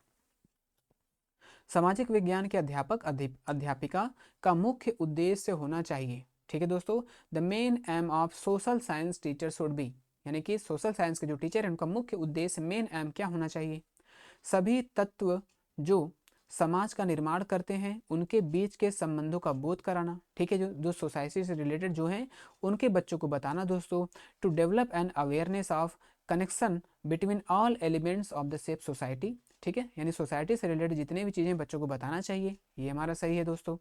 फिर क्या है आगे हमारा, शिक्षार्थियों को सामाजिक ऐतिहासिक तथ्य याद कराना, तो रोट लर्निंग, जो रोट लर्निंग है ये यहाँ पर सही नहीं है। To make learners to memorise the socio historical fact, उनको मेमोराइज करना, याद कराना, ये ऑप्शन हमारा यहाँ पर सही नहीं है, ठीक है। समाज में यथास्थिति बनाए रखने तथा सरकार के सभी निर्णयों को स्वीकार करने के लिए शिक्षार्थियों को तैयार करना, क्या जो सोशल साइंस के टीचर हैं केवल गवर्नमेंट से जो भी निर्णय बनते हैं उसको स्वीकार करने के लिए बच्चों को सिखाएंगे, तो ऐसा नहीं है। यानी to prepare learners in maintaining the status quo of the society and accept all decision of the government, तो गवर्नमेंट कोई भी डिसीजन ले क्या बच्चा उसे एक्सेप्ट करे, तो ये नहीं है। अगर वो एक्सेप्टेबल होगा तभी, स्वीकार करने लायक हो, स्वीकार करने योग्य तभी बच्चा उसे स्वीकार करेगा। ऐसा नहीं कि किसी भी प्रकार का जो गवर्नमेंट डिसीजन ले और बच्चा उसको स्वीकार कर ले, तो ये भी हमारा क्या हो जाएगा, गलत हो जाएगा, ये भी हमारा गलत हो जाएगा। शिक्षार्थी में प्रतिस्पर्धा जागृत करना, to develop competition among student, यानी कि सोशल साइंस टीचर की बात कर रहे हैं, क्या एक कंपटीशन डेवलप करेगा बच्चों में, तो ये भी हमारा करेक्ट नहीं है। तो बस यही सही होगा, सभी तत्व जो समाज का निर्माण करते हैं उनके बीच के संबंधों का बोध कराना, यानी to develop a awareness of connection between all elements that shape society, तो ये ऑप्शन हमारा यहाँ पर सही हो जाएगा। यहाँ पर दोस्तों पीडीएफ इसका हमारे Telegram channel fast learn by Vikas पर आपको मिल जाएगा, तो आप हमारे Telegram channel fast learn by Vikas से जुड़कर इसके पीडीएफ को ले सकते हैं। निम्नलिखित में से किस ग्रह के चारों ओर वलय नहीं पाए जाते, वलय यानी ring, which of the following planet does not having ring, यानी कौन सा प्लेनेट जिसमें रिंग नहीं होता, यानी कि वलय नहीं पाए जाते, तो यहाँ पर बृहस्पति इसमें वलय पाया जाता है, शनि में भी वलय पाया जाता है, यूरेनस में भी पाया जाता है, और जो शुक्र है दोस्तों यहाँ इसमें वलय नहीं पाया जाता है, ठीक है दोस्तों। तो अगर हम बात करेंगे तो जुपिटर, सैटर्न और यूरेनस में क्या है, रिंग पाए जाते हैं, लेकिन जो वीनस है यानी शुक्र है इसमें रिंग यानी वलय नहीं पाया जाता, तो ऑप्शन हमारा यही क्या होगा, वीनस में ये नहीं पाया जाता, इसमें नहीं अवेलेबल होता। डैश का घूर्णन काल सबसे कम तथा डैश का घूर्णन काल सबसे ज्यादा होता है दोस्तों, ठीक है, कि dash has shortest period of rotation and dash has longest period of rotation, ठीक है, which planet has shortest period of rotation and which planet has longest period of rotation, यानी किस ग्रह का सबसे ज्यादा घूर्णन काल है, सबसे कम घूर्णन काल कम किसके है। तो घूर्णन काल की बात करेंगे दोस्तों, तो यहाँ पर जो सबसे ज्यादा हमारे पृथ्वी का, सबसे पहले आप बताइए कि अर्थ का जो घूर्णन काल है वो कितना होता है, रोटेशन होता है, तो ये 24 आवर, ये 24 आवर में होता है, ठीक है दोस्तों। ये तो रोटेशन की बात कर रहे हैं, ये रोटेशन की बात है, रिवोल्यूशन की नहीं। रिवोल्यूशन जो होता है यानी परिक्रमण काल होता है वो तो 365 डेज में होता है, वो 365 दिन में होता है, लेकिन हम सबसे ज़्यादा जो समय घूर्णन काल का लगता है वो किसका है, तो रोटेशन से जो सबसे शॉर्टेस्ट, सबसे पहले सबसे कम का बताना, तो शॉर्टेस्ट यानी सबसे कम समय जो लेता है वो लेता है हमारा बृहस्पति, ठीक है दोस्तों। जुपिटर का जो टाइम है घूर्णन काल का ये 9 घंटा 56 मिनट यानी 9 आवर्स 56 मिनट, इसको सीधे सीधे लगभग अप्रॉक्स जो है अप्रॉक्स 10 आवर, ये 10 आवर का समय लेता है, कौन, जुपिटर 10 घंटे का समय लेता है, इसका घूर्णन काल यानी इसका शॉर्टेस्ट पीरियड टाइम है। और जो वीनस है दोस्तों, वीनस का जो रोटेशन पीरियड है यानी कि घूर्णन काल है सबसे ज़्यादा है और ये 243 डेज यानी कि 243 दिन में कंप्लीट करता है। ठीक है, तो इस तरह से प्रश्न आ सकता है। जो बृहस्पति है इसका घूर्णन काल रोटेशन पीरियड सबसे कम, और जो शुक्र है यानी कि वीनस है इसका जो पीरियड है ये सबसे ज़्यादा होता है। तो ऑप्शन हमारा 1 यहाँ पर करेक्ट हो जाएगा। भारतीय खगोल शास्त्री डैश ने कहा था कि सभी ग्रह और चंद्रमा परावर्तित सूर्य के प्रकाश के कारण चमकते हैं, यानी the Indian astronomer which Indian astronomer said that all the planets and the moon shine due to reflect sunlight. ठीक है दोस्तों, तो यहाँ पर है वराहमिहिर, आर्यभट्ट, भास्कर और चाणक्य। तो यानी कि जो सूर्य के परावर्तित प्रकाश से, रिफ्लेक्टेड लाइट से जो चमकता है मून, हमारा जो चंद्रमा है, हमारे जो और भी प्लेनेट हैं, तो ये कहने वाले हैं आर्यभट्ट। इसको यहाँ पर यानी इंडियन फिलोसफर की बात करें तो भारतीय खगोल शास्त्री यानी कि एस्ट्रोनॉट की बात करें तो ये कौन है, आर्यभट्ट ने इस बात को कहा था। निम्न कथनों पर विचार कीजिए, कंसिडर द फॉलोइंग स्टेटमेंट। यहाँ पर देखते हैं कौन कौन से स्टेटमेंट है। चंद्रमा का व्यास पृथ्वी के व्यास का केवल 1/4 है, यानी the diameter of the moon only 1/4 of the diameter of the earth. ठीक है दोस्तों, यानी कि 1/4 है अर्थ के डायमीटर का, यानी कि जो चंद्रमा है इसका जो व्यास है पृथ्वी के व्यास का केवल 1/4 है, 1/4 है। नील आर्मस्ट्रांग चंद्रमा पर 21 जुलाई 1969 को पहुंचे। Neil Armstrong reach at the moon on 21 जुलाई 1969। ये हमारा भी करेक्ट है, ये भी हमारा करेक्ट है। चंद्रमा पृथ्वी का एक चक्कर लगभग 27 डेज में, 27 दिन में पूरा करता है। तो the moon completes 1 revolution around the earth approximately 27 days, ये भी हमारा करेक्ट है। तो ये हमारा सारों यानी कि ऑल ऑफ द अबव, सभी उपयुक्त जो हमारे विकल्प हैं सारे सही हैं। एक बात यहाँ पर ये है दोस्तों, यहाँ पर जो नील आर्मस्ट्रांग 21 जुलाई 1969 है, तो एनसीईआरटी में आपको मिलेगा, ये एनसीईआरटी में आपको 21 जुलाई 1969 को मिलेगा, लेकिन अदर रिसोर्सेज में बहुत सारे ऐसे सोर्सेज हैं जहाँ पर 20 जुलाई देखने को मिलता है। क्या मिलता है दोस्तों, 20 जुलाई देखने को मिलता है, लेकिन एनसीईआरटी में आप देखेंगे तो ये वहाँ पर 21 जुलाई मेंशन है। निम्न कथनों पर विचार कीजिए, कंसीडर द फॉलोइंग स्टेटमेंट। यहाँ पर फिर से हम बात करेंगे। आप अपने स्थान से यानी आप जहाँ पर हैं ध्रुव तारे का कोण माप कर आप अपने अक्षांश का माप जान सकते हैं, यानी आप अपने अपने जहाँ पे खड़े हैं वहाँ पे ध्रुव तारे के कोण को मिलान करके आप अपने अक्षांश को पता कर सकते हैं। यानी you can find your latitude by measuring the angle of the pole star from your location. ठीक है दोस्तों, तो ये आपका करेक्ट है, ये सही है कि आप अपने किसी भी जहाँ पर खड़े हैं वहाँ से उसको मापकर अपना अक्षांश यानी लैटिट्यूड आप जान सकते हैं। विषुवत वृत्त शून्य अंश अक्षांश को दर्शाती है। विषुवत वृत्त यानी कि equator, the equator represent 0 degree latitude. जो इक्वेटर है वो 0 डिग्री लैटिट्यूड है, यानी शून्य अक्षांश है, ये भी हमारा करेक्ट है। विषुवत वृत्त से दूर जाने पर अक्षांशों का आकार घटता जाता है। तो जो विषुवत वृत्त है इट इज लॉन्गेस्ट सर्कल, यानी लॉन्गेस्ट लाइन, यानी जो लॉन्गेस्ट इक्वेटर है, लॉन्गेस्ट ये क्या कह सकते हैं इसको, लैटिट्यूड, हाँ जो लैटिट्यूड लाइन है जो लॉन्गेस्ट है, सबसे बड़ी जो लाइन है ये इक्वेटर है, और इसको हम 0 डिग्री होता है। इसके बाद हम जैसे जैसे क्या है ऊपर बढ़ते चलेंगे दोस्तों, यानी पोल की तरफ बढ़ते चलेंगे, ये जो सर्कल है ये छोटा होता जाता है। तो यही हमें यहाँ पर the size of the latitude decrease as we move away from the equator, यानी इक्वेटर से, यानी कि जो विषुवत वृत्त है इससे ऊपर हम जैसे जैसे पोल्स की तरफ जाते हैं इसका जो साइज होता है छोटा होता जाता है। तो ये हमारा उपयुक्त यानी कि सभी ऑप्शन यहाँ पे करेक्ट है। जैसे इक्वेटर क्या है छोटे होते जाते हैं, लेकिन जो लॉन्गिट्यूड है, जो लॉन्गिट्यूड होता है वो उसका जो लंबाई होता है, लेंथ होता है, वो सभी प्लेसेस पे इक्वल होता है, लेकिन इक्वेटर में ऐसा नहीं होता है। नेक्स्ट क्वेश्चन है, निम्नलिखित में से गलत कथन का चयन कीजिए, यानी choose the incorrect statement from the following. Incorrect इसमें कौन है हमको इसको बताना है। उत्तरी गोलार्ध में 33.5 डिग्री पर कर्क रेखा स्थित है, यानी the tropic of Cancer is located at 33.5 degree in the northern hemisphere. दक्षिणी गोलार्ध में 33.5 डिग्री पर कर्क रेखा स्थित है, यानी the tropic of Cancer is located of the 33.5 degree in the southern hemisphere. इन दोनों में पहले देख लेते हैं। तो जो उत्तरी गोलार्ध में 33.5 डिग्री पर, ठीक है दोस्तों, 33.5 डिग्री पर जो उत्तरी गोलार्ध में हमको देखने को मिलता है, ये दोस्तों यहाँ पर 33.5 नहीं दोस्तों 23.5 होना चाहिए था। हमें डाउट हुआ कि यहाँ पर कुछ मिसप्रिंट लग रहा था, तो इसलिए हमने इसको रीचेक कर लिया दोस्तों। ठीक है, तो जो उत्तरी गोलार्ध है यहाँ पर 23.5 डिग्री, नॉट 33.5, यहाँ पे ये इसको भी हम करेक्ट कर लेंगे। यहाँ पर 2 23.5 डिग्री की बात करें दोस्तों, 23 की बात करेंगे, इसको हम करेक्ट कर देंगे जब आपको PDF प्रोवाइड करेंगे। तो उत्तरी गोलार्ध में 23.5 डिग्री पर, उत्तरी गोलार्ध यानी कि द ट्रॉपिक ऑफ कैंसर, जो ट्रॉपिक ऑफ कैंसर यानी कर्क रेखा है, ये कहाँ पर मिलता है हमको? 23.5 डिग्री नॉर्दर्न हेमिस्फीयर में मिलता है। ठीक है दोस्तों, यानी उत्तरी गोलार्ध में मिलता है। ये ऑप्शन हमारा करेक्ट है। दक्षिणी गोलार्ध में 23.5 डिग्री पर कर्क रेखा स्थित है, नहीं। जो 23.5 डिग्री यानी सेम जो अक्षांश है यानी लैटिट्यूड है, इस पर हमको कर्क रेखा नहीं बल्कि मकर रेखा मिलता है। कौन मिलता है दोस्तों? मकर रेखा मिलता है। तो ये ऑप्शन गलत हो जाएगा। The tropic of Cancer is located at the 23.5 in the southern hemisphere. तो यहाँ पर ट्रॉपिक ऑफ कैंसर नहीं बल्कि ट्रॉपिक ऑफ कैप्रिकॉन हमें मिलता है।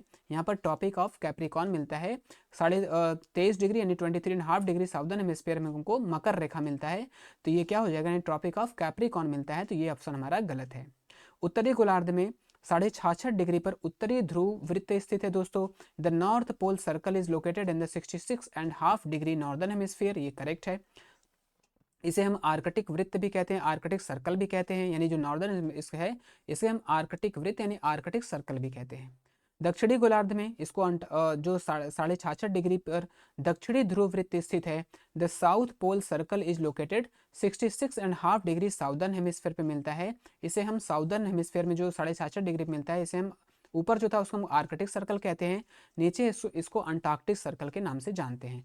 तो ये भी जो ऑप्शन है ये भी हमारा करेक्ट है। तो इनकरेक्ट कौन सा मिला हमको बताना है कि गलत, यानी जो इनकरेक्ट है हमको यही चूज करना था। तो यहाँ पर सेकेंड नंबर क्या है? गलत है। आगे जो है टोंगा द्वीप स्थित है, टोंगा आइलैंड। ठीक है दोस्तों, हमको बताना है कि जो टोंगा द्वीप है वो कहाँ पर है। टोंगा द्वीप कहाँ पर है? तो टोंगा द्वीप किस महासागर में है? प्रशांत महासागर, हिंद महासागर, आर्कटिक महासागर या फिर दक्षिणी महासागर में स्थित है। तो जो टोंगा द्वीप है ये दोस्तों आपका स्थित है प्रशांत महासागर में। ठीक है दोस्तों, टोंगा द्वीप आपके प्रशांत महासागर में स्थित है। तो ऑप्शन हमारा यहाँ पर प्रशांत महासागर करेक्ट हो जाएगा। अगर हिंद महासागर की बात करें तो हिंद महासागर में जो मॉरिशस आइलैंड है, मॉरिशस है, ये आपका हिंद महासागर में स्थित है। बोर्नियो जो है ये भी शायद हिंद महासागर में स्थित है, इसको देखिएगा। लेकिन यहाँ पर हम टोंगा द्वीप की बात करें तो टोंगा आइलैंड सिचुएटेड इन प्रशांत महासागर पैसिफिक ओशन। जो नेक्स्ट हमारा क्वेश्चन है, निम्न कथनों पर विचार कीजिए। Consider the following statement. देशांतरी रेखाओं की लंबाई समान होती है, एक समान होती है, एक बराबर होती है। Longitudinal lines have equal length. तो ये सही है दोस्तों। अभी हम लोग पीछे बात किया, जो लैटिट्यूड है वो हमेशा सेंटर से यानी कि ध्रुव पोल्स की तरफ जाएंगे, ध्रुवों की तरफ जाएंगे तो घटता है, लेकिन इसकी जो लंबाई होती है सभी जगह समान होती है। तो ये हमारा करेक्ट है। 0 डिग्री देशांतर को प्रमुख याम्योत्तर कहते हैं, यानी जो 0 डिग्री देशांतर है इसे प्रमुख याम्योत्तर के नाम से जाना जाता है। तो ये भी हमारा क्या है? करेक्ट है। यानी कि 0 degree longitude is called the prime meridian. तो जो प्राइम मेरिडियन है 0 डिग्री है, इसे हम प्रमुख याम्योत्तर के नाम से जानते हैं। तो ये भी हमारा क्या है? करेक्ट है। हमें बताना है, विचार करना है सभी। देखते हैं फिर आगे। फिर क्या है दोस्तों? प्रमुख याम्योत्तर, प्रमुख यात्रा यानी कि अभी हम देखें प्रमुख यात्रा किसे कहते हैं दोस्तों? जो 0 डिग्री लॉन्गिट्यूड, ठीक है, और 180 डिग्री यामोत्तर को मिलकर दोनों मिलकर यानी 0 डिग्री यामोत्तर और 180 डिग्री यामोत्तर मिलकर पृथ्वी को दो समान भागों में विभक्त करते हैं। यानी the prime meridian and 180 degree meridian together divide the earth in 2 equal parts. तो ये भी सही है, क्योंकि यहाँ पर जो ऐसे पूरा सर्कल बनता है दोस्तों, तो एक तरफ हमारा क्या होगा? 0 डिग्री बन जाएगा, एक तरफ हमारा 180 डिग्री बन जाएगा। और ये क्या करते हैं? पृथ्वी को यानी कि 2 पार्ट्स में डिवाइड कर देते हैं। यानी जो एक तरफ ईस्ट हो जाएगा, ईस्टर्न हेमिस्फीयर हो जाएगा, और दूसरा जो होता है वो वेस्टर्न यानी कि पूर्वी गोलार्ध और पश्चिमी गोलार्ध में डिवाइड कर देता है। ये भी हमारा ऑप्शन क्या है? करेक्ट है। और हाँ, यहाँ पर 180 डिग्री पूर्व एवं 180 डिग्री पश्चिम यामोत्तर एक ही रेखा पर स्थित होता है। ठीक है दोस्तों, यानी 180 degree east and 180 degree west Mediterranean जो लाइन है वो lies on the same line. ये भी करेक्ट है। इसलिए हम 180 डिग्री के साथ हम क्या करते हैं? 180 डिग्री के साथ ईस्ट या फिर वेस्ट राइट नहीं करते हैं। यहाँ पर वो इट इज़ ओनली 180 डिग्री हम इसको लिखते हैं। ठीक है, तो हमारे यहाँ पे 1 2 3 4 ऑल ऑप्शंस आर करेक्ट, यानी सारे हमारे क्या है? यहाँ पे करेक्ट हैं। तो यहाँ पर आप देखेंगे सभी कथन सही हैं, तो उत्तर हमारा यहाँ पर क्या हो जाएगा? सभी कथन सही हैं। दोस्तों यहाँ पर स्लाइड में इतने सारे प्रश्न होंगे तो स्लाइड छोटा है, इसलिए हमने इसके ऑप्शन को क्या है? अगले स्लाइड में रख लिया है। आगे है क्वेश्चन नंबर 39 पर हम देखेंगे गलत विकल्प का यहाँ पर चयन करना है। ठीक है, सेलेक्ट द इनकरेक्ट ऑप्शन। समय को मापने का सबसे अच्छा साधन पृथ्वी, चंद्रमा एवं ग्रहों की गति है। यानी समय को मापने के लिए पुराने समय में जब कोई मेजरिंग टाइम नहीं होता था, मेजरिंग कोई इंस्ट्रूमेंट नहीं होता था, तो वो पृथ्वी, चंद्रमा और ग्रहों की गति, इन सभी से ही समय को क्या करते थे, मेजर किया जाता था।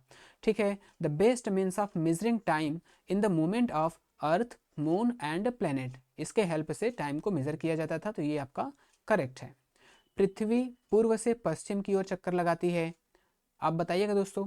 फिर यहाँ पर जो स्थान ग्रीनिच से पूर्व में है उनका समय क्या होता है, आगे की ओर होता है। यानी places east of Greenwich will be ahead in time. यानी ग्रीनिच, यानी जो ग्रीनिच लाइन है, जो ग्रीनिच लाइन है, इससे जो पूर्व में ईस्ट की तरफ जाएंगे तो टाइम क्या होता है, टाइम हमारा प्लस होता है, इंक्रीज होता है। अगर हम पश्चिम की तरफ जाते हैं, वेस्ट की तरफ जाते हैं, तो टाइम क्या होता है, माइनस होता है, घटता रहता है। ये आपका करेक्ट है। पृथ्वी 4 मिनट में एक अंश घूम जाती है। यानी कि जो पृथ्वी है वो 1 घंटे में, यानी कि 60 मिनट में 15 डिग्री घूमती है दोस्तों। 60 मिनट में 15 डिग्री घूमती है। तो अगर हम इसको डिवाइड करेंगे 15 से, तो 4 मिनट, यानी कि 4 मिनट में 1 डिग्री घूम जाती है। यानी the earth rotate 1 degree in 4th minute. ये भी हमारा सही है। तो जो हमारा इसमें इनकरेक्ट है दोस्तों, यही हमारा सेकेंड वाला क्या है, इनकरेक्ट है। क्यों? क्योंकि जो the earth rotates from east to west, तो ये अर्थ जो हमारा पूर्व से पश्चिम नहीं बल्कि पश्चिम से पूर्व यानी कि वेस्ट टू ईस्ट मूव करता है। तो ये ऑप्शन हमारा यहाँ पर इनकरेक्ट है। निम्न कथनों पर विचार कीजिए। Consider the following statement. इसमें जो दोस्तों पहले जो प्रश्न होते थे, इसमें वन लाइनर आते थे एक तरफ से। अभी भी आते हैं वन लाइन के क्वेश्चन, ऐसा नहीं कि वन लाइन का क्वेश्चन नहीं आता है। तो अभी एक ही प्रश्न में बहुत सारे ऑप्शन, बहुत सारे ए बी सी डी बनाकर सभी एक ही प्रश्न में आपको 3-3 4-4 प्रश्न शामिल करके दे देते हैं। यही प्रश्न पहले क्या होते थे, अलग अलग प्रश्नों के रूप में आते थे। तो अब जो क्वेश्चन का जो टाइप्स है वो काफ़ी लेंदी होता जा रहा है। ठीक है दोस्तों। तो प्रश्न को पढ़ना और समझना भी काफ़ी एक क्या है, एक बड़ा टास्क हो जाता है, क्योंकि बड़े बड़े प्रश्न है, इसको पढ़ने में काफ़ी समय लगता है। तो अगर आप प्रैक्टिस नहीं किए होंगे, प्रैक्टिस नहीं करेंगे, तो उस समय हमको थोड़ी परेशानी का सामना करना पड़ता है। तो प्रैक्टिस बहुत ज़रूरी है, क्योंकि प्रश्नों का जो टाइप से काफ़ी लेंदी होता जा रहा है। तो कंसिडर द फॉलोइंग स्टेटमेंट क्या है, भारत ग्रीनिच से 82.5 डिग्री पूर्व में स्थित है। यानी India is located 82 degree and 30 minute east of the Greenwich. ठीक है दोस्तों। जो ग्रीनिच से क्या है, 82.5 डिग्री पूर्व में स्थित है। तो ये हमारा यहाँ पर करेक्ट है। जब लंदन में दोपहर के 2 बजे होंगे, तब भारत में शाम के 7:30 बजे होंगे। यानी when it is 2 PM in London, it will be 7:30 PM in India. सही बात है दोस्तों, क्योंकि जो हमारा इंडिया है वो ग्रीनिच से आप देखें लोकेटेड इन ईस्ट यानी पूर्व में है। अभी हम लोग पीछे पढ़ा है कि जो पूर्व में अगर हम बढ़ेंगे तो समय क्या होता है, बढ़ता जाता है। तो हमारा यहाँ पर जो इंडिया है वो 5.5 घंटे यानी कि 5 hour 30 minute क्या है, ग्रीनिच से आगे है। तो जो लंदन में जो समय होगा उसमें हम 5.5 घंटा क्या कर देंगे, ऐड कर देंगे, तो हमारा इंडिया का टाइम मिल जाएगा। ठीक है दोस्तों। ये भी हमारा करेक्ट हो गया। रूस में 11 मानक समय को अपनाया गया। जो बहुत बड़े बड़े कंट्री होते हैं, जैसे इंडिया में जो मानक समय है ये क्या है, 82.5 डिग्री को अपनाया गया है। इसी तरह रूस में 11 मानक समय को अपनाया गया है। तो ये भी हमारा करेक्ट है। पृथ्वी को एक एक समय घंटे वाले 24 समय क्षेत्र में क्या है, यहाँ पर standard time have been adopted in Russia, कितने, 11। ये भी करेक्ट है। पृथ्वी को एक एक समय घंटे वाले 24 समय क्षेत्र में बांटा गया है। यानी the earth is divided in 24 times zone, यानी कि अर्थ को 24 टाइम जोन में डिवाइड किया गया है। And each time zone is 1 hour, एक एक घंटे में बांटा गया है। तो ये भी हमारा करेक्ट है। तो यहाँ पर ऑल ऑप्शन आर करेक्ट, यानी सारे हमारे जो ऑप्शन है वो करेक्ट हैं। यहाँ पर आप देखेंगे विकल्प में आ रहा है कि सभी कथन हमारे क्या हैं, सही हैं। इसको कथन को क्या है, ये ऑप्शन में दोस्तों कभी कभी जैसे एक एक प्रश्न में हमारे 4-4 प्रश्न, 5-5 प्रश्न शामिल है, इसको हम अलग अगर कर देंगे तो इससे 5 प्रश्न बन जाएंगे। लेकिन अब ऐसे क्वेश्चन पूछे जाते हैं, तो इसी हिसाब से हमने क्वेश्चन को क्या किया है, क्वेश्चन फॉर्मेट तैयार किया है। आगे जो है, वायुमंडल के परतों का सही क्रम का चयन कीजिए। तो जो वायुमंडल है हम देख लेंगे। सबसे पहले इसमें ढूंढने से अच्छा है कि हम आपको बताते हैं। सबसे पहले हमारा, हाँ देख लीजिए, सबसे पहले हमारा क्षोभ मंडल आता है जिसे हम स्ट्रेटोस्फेयर, उसके बाद समताप मंडल आता है, ये सही है। क्षोभ मंडल के बाद समताप मंडल आता है जिसे मेसोस्फेयर कहते हैं। फिर इसके बाद हमारा मध्य मंडल यानी कि थर्मोस्फेयर आता है। फिर आता है आपका गलत हो रहा है क्या दोस्तों, हाँ गलत हो रहा है, यानी क्षोभ मंडल, समताप मंडल, मध्य मंडल, वायुमंडल, बहिर्मंडल, ये तो सही है, लेकिन इंग्लिश कर यहाँ से है। ये सबसे पहला जो हमारा आता है वो ट्रोपोस्फेयर आता है। इसके बाद स्ट्रेटोस्फेयर, फिर mesosphere, thermosphere and then last में जो होता है हमारा एक्सोस्फीयर होता है। तो सबसे पहले क्षोभ मंडल जहाँ पर सारे मौसम संबंधी घटनाएं होती हैं, समताप मंडल जहाँ पर जिसे हम स्ट्रेटोस्फीयर कहते हैं जो एरोप्लेन जेट के लिए बहुत काफ़ी सुटेबल होता है, मध्य मंडल। मध्य मंडल कौन होता है, जिसका यहाँ पर टेम्परेचर काफ़ी दोस्तों क्या होता है, बहुत लो होता है। यहाँ पर मध्य मंडल का जो टेम्परेचर यानी मेसोस्फीयर का जो टेम्परेचर है बहुत लो होता है। वायुमंडल की बात करें, वायुमंडल यहाँ पर जो हमारा वायुमंडल में एक तरह से दोस्तों ये होता है हमारा जो सैटेलाइट छोड़ते हैं, सैटेलाइट जो रहता है दोस्तों उसमें जो रेडियो है, रेडियो वेव्स है, इसको ट्रांसमिट करने का काम कौन करता है, वो वायुमंडल करता है। फिर बहिर्मंडल जो हमारा लास्ट में है, जहाँ पर सबसे बाहर है, इसके बाद से स्पेस स्टार्ट हो जाता है। ठीक है दोस्तों, तो यहाँ पर troposphere, stratosphere, mesosphere, thermosphere, exosphere, यही सिक्वेंस है। तो यहाँ पर हमारा पहला ही ऑप्शन क्या है, करेक्ट है। हिमनद के निक्षेपण को कहा जाता है, हिमनद यानी कि glacier. The depositional features of glacier is called, ठीक है, इसे हम क्या कहते हैं, मोरेन यानी हिमोड, लोएस यानी लोएस, और तटबंध है, और समुद्री गुफा यानी कि सी केव्स है। तो हिमनद से जो निक्षेपण है यानी हिमनद जो डिपोजिट करता है, the depositional features of the glacier, इसके निक्षेपण को क्या कहते हैं, तो इसके निक्षेपण को हिमोड यानी मोरैन कहते हैं। जिसका आप इंग्लिश नाम याद रखिएगा कि कभी यहाँ पर भी ऐसे हिंदी में मोरैन लिख के आ जाएगा। ठीक है दोस्तों, तो मोरैन आप इसको इंग्लिश में भी याद रखिएगा। जो लोएस है, ये लोएस कहाँ बनता है, ये डिजर्ट में बनता है। लोएस क्या बनते हैं, डिजर्ट बनते हैं। और जो लोएस के जो मैदान है ये आपको चीन में, यहाँ पे चीन में यानी जो लोएस के मैदान है चाइना में आपको देखने को मिलेंगे, यानी कि वहाँ पर बहुत बड़े बड़े लोएस के मैदान पाए जाते हैं। तटबंध कहाँ पे, ये नदियों जो समुद्र हैं, जो वाटर बॉडीज हैं यानी जो पानी वाले चेहरे वहाँ पे बनते हैं। समुद्री गुफा जो बनता है, समुद्री गुफा यानी समुद्र में बनता है दोस्तों। समुद्री गुफा यानी गुफा से मतलब यहाँ पे मीनिंग है यानी उसके किनारे जो पहाड़ होते हैं, उसके किनारे जो माउंटेन होते हैं, पत्थर होते हैं, इसमें पानी टकराते टकराते टकराते इसमें क्या करता है, होल कर देता है। इसी को सी केव्स यानी समुद्री गुफा कहा जाता है।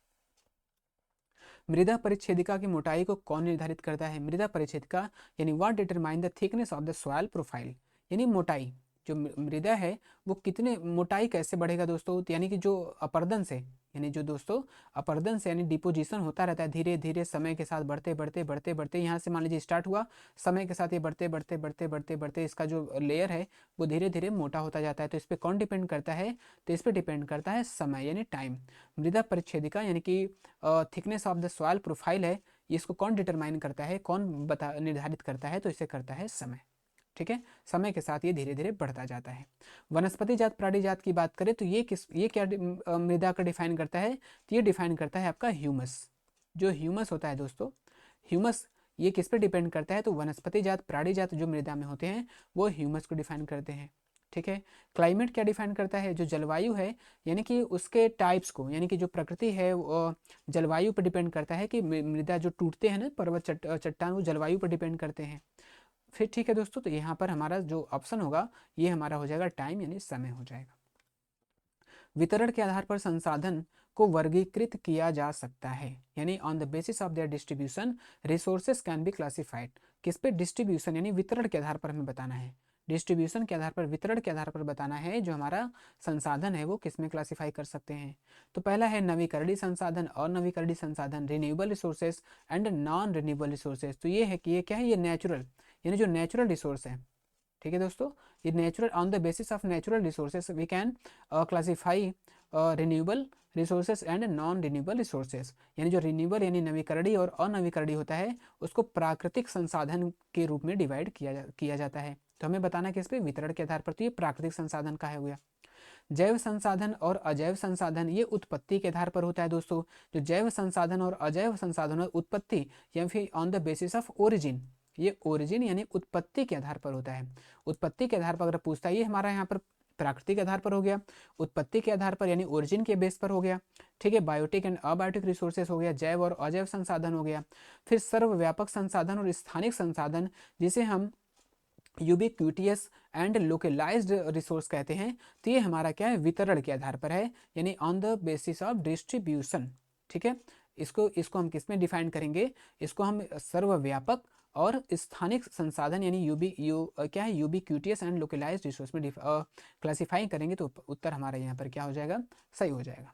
वास्तविक संसाधन और संभावित संसाधन की बात कर लेते हैं। एक्चुअल एंड पोटेंशियल रिसोर्सेज, ये क्या है दोस्तों, ये उपलब्धता के आधार पर, और भी इसको किसी टाइप से कहें, मेरे ख्याल से भी यहाँ उपलब्धता है on the basis of availability. ठीक है दोस्तों, उपलब्धता, उपलब्धता या अवेलेबिलिटी के आधार पर इसको डिफाइन किया जाता है, अवेलेबिलिटी। क्यों दोस्तों, जो वास्तविक संसाधन है, वास्तविक संसाधन मीन्स यानी कि प्रेजेंट टाइम में इसका हम यूज कर रहे हैं, ठीक है, और हमें पता है, ठीक है, हमें पता है कि ये कितना हमारे लिए है और इसका हम यूज कर रहे हैं, इसको हम एक्चुअल रिसोर्स यानी वास्तविक संसाधन कहते हैं। और संभाव्य संसाधन है यानी ऐसे संसाधन जो हैं लेकिन अभी उसको हम डिफाइन नहीं कर सके हैं, लेकिन वो संभाव है यानी in the case of future हम उसका यूज कर सकते हैं। ठीक है, लेकिन हमारा यहाँ जो क्वेश्चन है वो कौन है, तो आंसर हमारा थर्ड क्या हो जाएगा, करेक्ट हो जाएगा। आगे बात करें, विविध समाज के संदर्भ में कौन सा सही है। विविध समाज यानी डाइवर्स सोसाइटी की बात कर रहा है। विच of the following statement about the diverse society.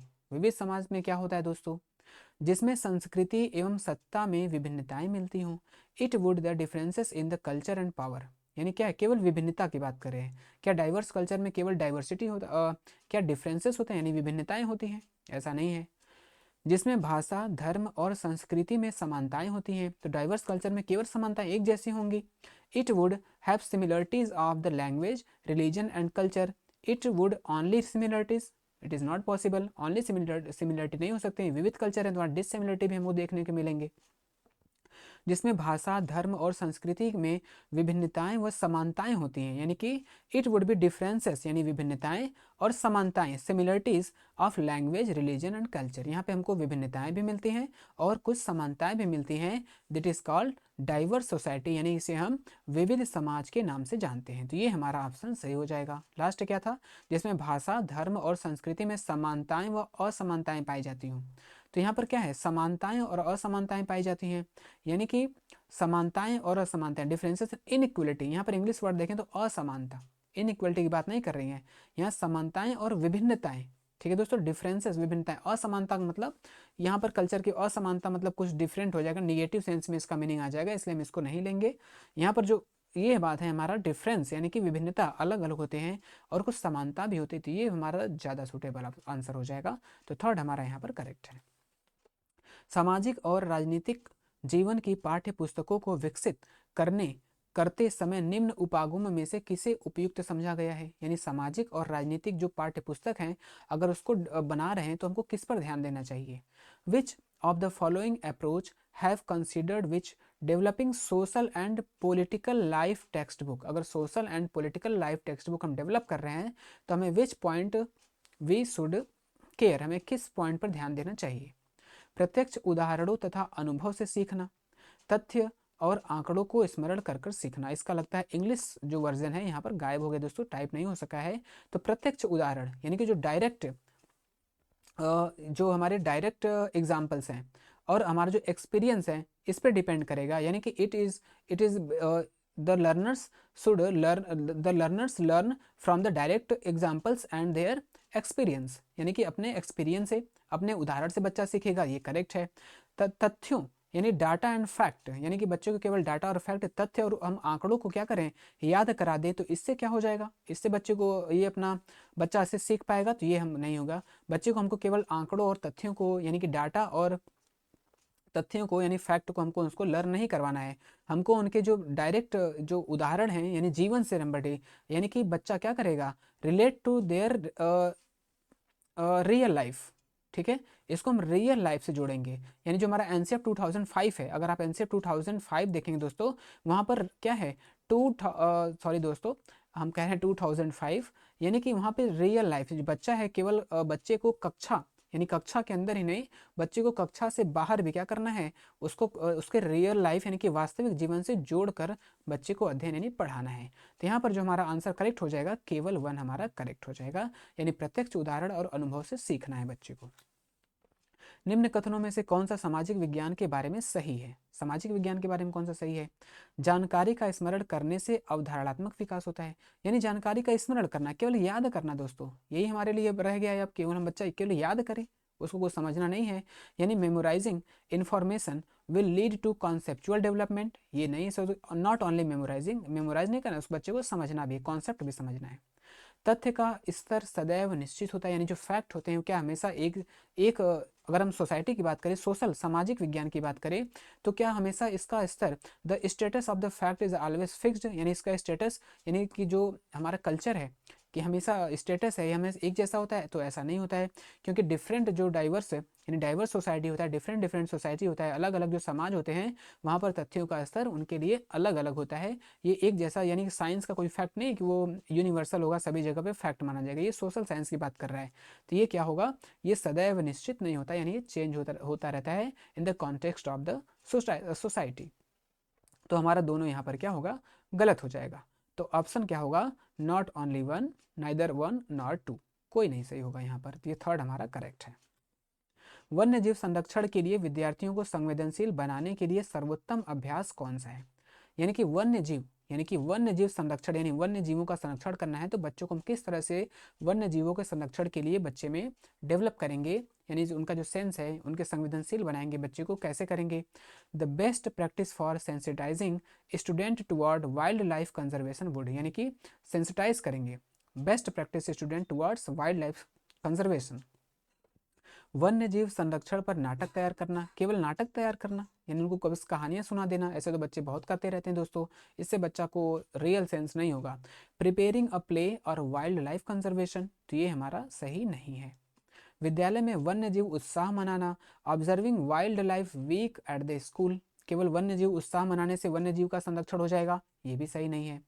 पशु आधारित उत्पादों को न खरीदने का प्रतिज्ञा लेना, यानी pleading not two by animal based product, ठीक है। नेक्स्ट क्वेश्चन, नेक्स्ट देख लेते हैं। संदर्भित नीतियों और कानूनों के बारे में पठन करना, यानी reading about relevant policies and loss, केवल नियम कानून को पढ़कर हम उसको रियल लाइफ में नहीं अप्लाई कर सकते, नहीं लागू कर सकते, तो ये भी हमारा गलत है। तो पशु आधारित उत्पाद को नहीं खरीदना यानी pleading not two by animal based product, अगर ये बच्चे में होगा तो एक तरह से उसके वास्तविक जीवन से संबंधित है, तब बच्चा क्या करेगा, इससे बच्चे में वन्य जीव संरक्षण यानी वाइल्ड लाइफ कंजर्वेशन का सेंस डेवलप बच्चे में इससे हो जाएगा। एक तरह से हमको बच्चे को रियल लाइफ से जोड़कर ही जो ऑप्शन करेक्ट होगा हम उसी को शामिल करेंगे।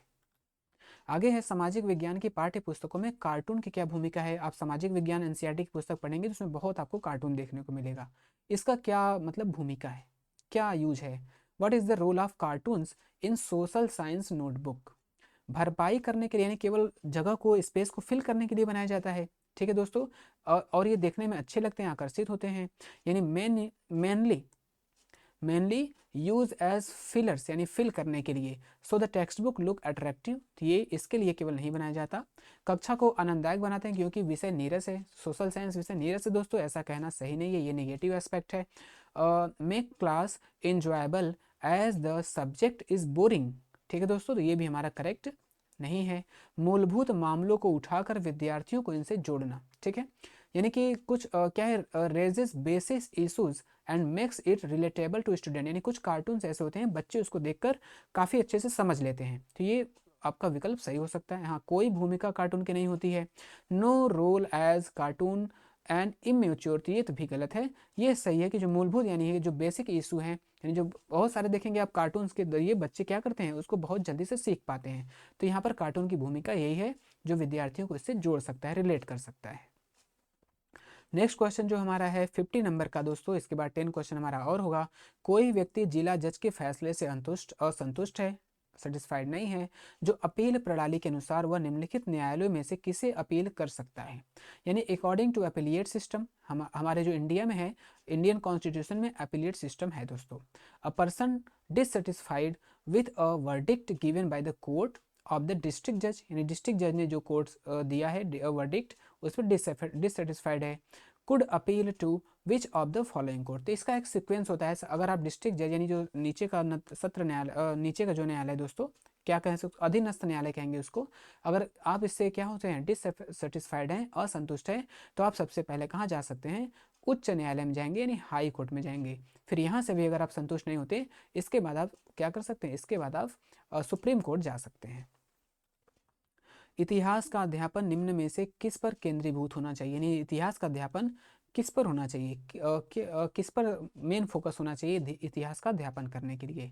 विच of the following should the teaching of history focus upon, यानी कि teaching of history focus upon, history का जो टीचिंग है किस पर फोकस करना चाहिए, तो बहु प्रदर्शनों की संकल्पना और ऐतिहासिक विविधता के भाव का निर्माण। बहु प्रदर्शन की संकल्पना यानी जो हमारा क्या है दोस्तों, concept of plural representation and building a sense of historical diversity. जो हमारा क्या है ऐतिहासिक विविधता है, इस पर भी भाव होना चाहिए। और बहु प्रदर्शन यानी बहुत तरीके से बच्चों को सिखाना, बहुत तरह से डेवलप, डिफरेंट टाइप से बच्चों में कॉन्सेप्ट डेवलप करना। और जो ऐतिहासिक हिस्टोरिकल डाइवर्सिटी है, ऐतिहासिक विविधता है, इस पर बच्चों को क्या करना, बच्चों को बताना, बच्चों को इसमें शामिल करना, ये हमारा सही है। विद्यार्थियों को ऐतिहासिक परिप्रेक्ष्य में रहने की परिकल्पना के लिए प्रोत्साहित करना और अनुभव के साथ जोड़ना, यानी it is related to real life, यानी कि उसको वास्तविक जीवन से जोड़ कर देखना है। तो encouraging student to imagine living in the past and relate to experience. ठीक है, तो ये भी हमारा करेक्ट है। तो यहाँ पर हमारा बोथ 1 एंड 2 करेक्ट है। तो उत्तर हमारा यहाँ पर सेकेंड ऑप्शन क्या हो जाएगा, करेक्ट हो जाएगा, सही हो जाएगा। आगे क्या है, निम्न में से किस अधिनियम में कलकत्ता में सर्वोच्च न्यायालय की स्थापना का प्रावधान किया गया था। यहाँ पर हम हमारा जो पॉलिटी से भी कुछ क्वेश्चन है, सारे क्वेश्चन को हम रिलेट करके करेंगे और इसके साथ हम लगभग और भी जो हमारे प्रैक्टिस सेट आएंगे तो उसमें हम लगभग धीरे धीरे सारे एनसीईआरटी को, जो प्रीवियस क्वेश्चन, जो इंपॉर्टेंट क्वेश्चन है, उन सभी को हम शामिल करने का प्रयास करेंगे दोस्तों। तभी हमारा जो फर्स्ट ये प्रैक्टिस सेट है, इसके बाद हम और भी प्रैक्टिस सेट को लाएंगे आपके सामने। तो आप इसे करिएगा और अपना जो एक्सपीरियंस है उसको शेयर करिएगा दोस्तों कमेंट के जरिए।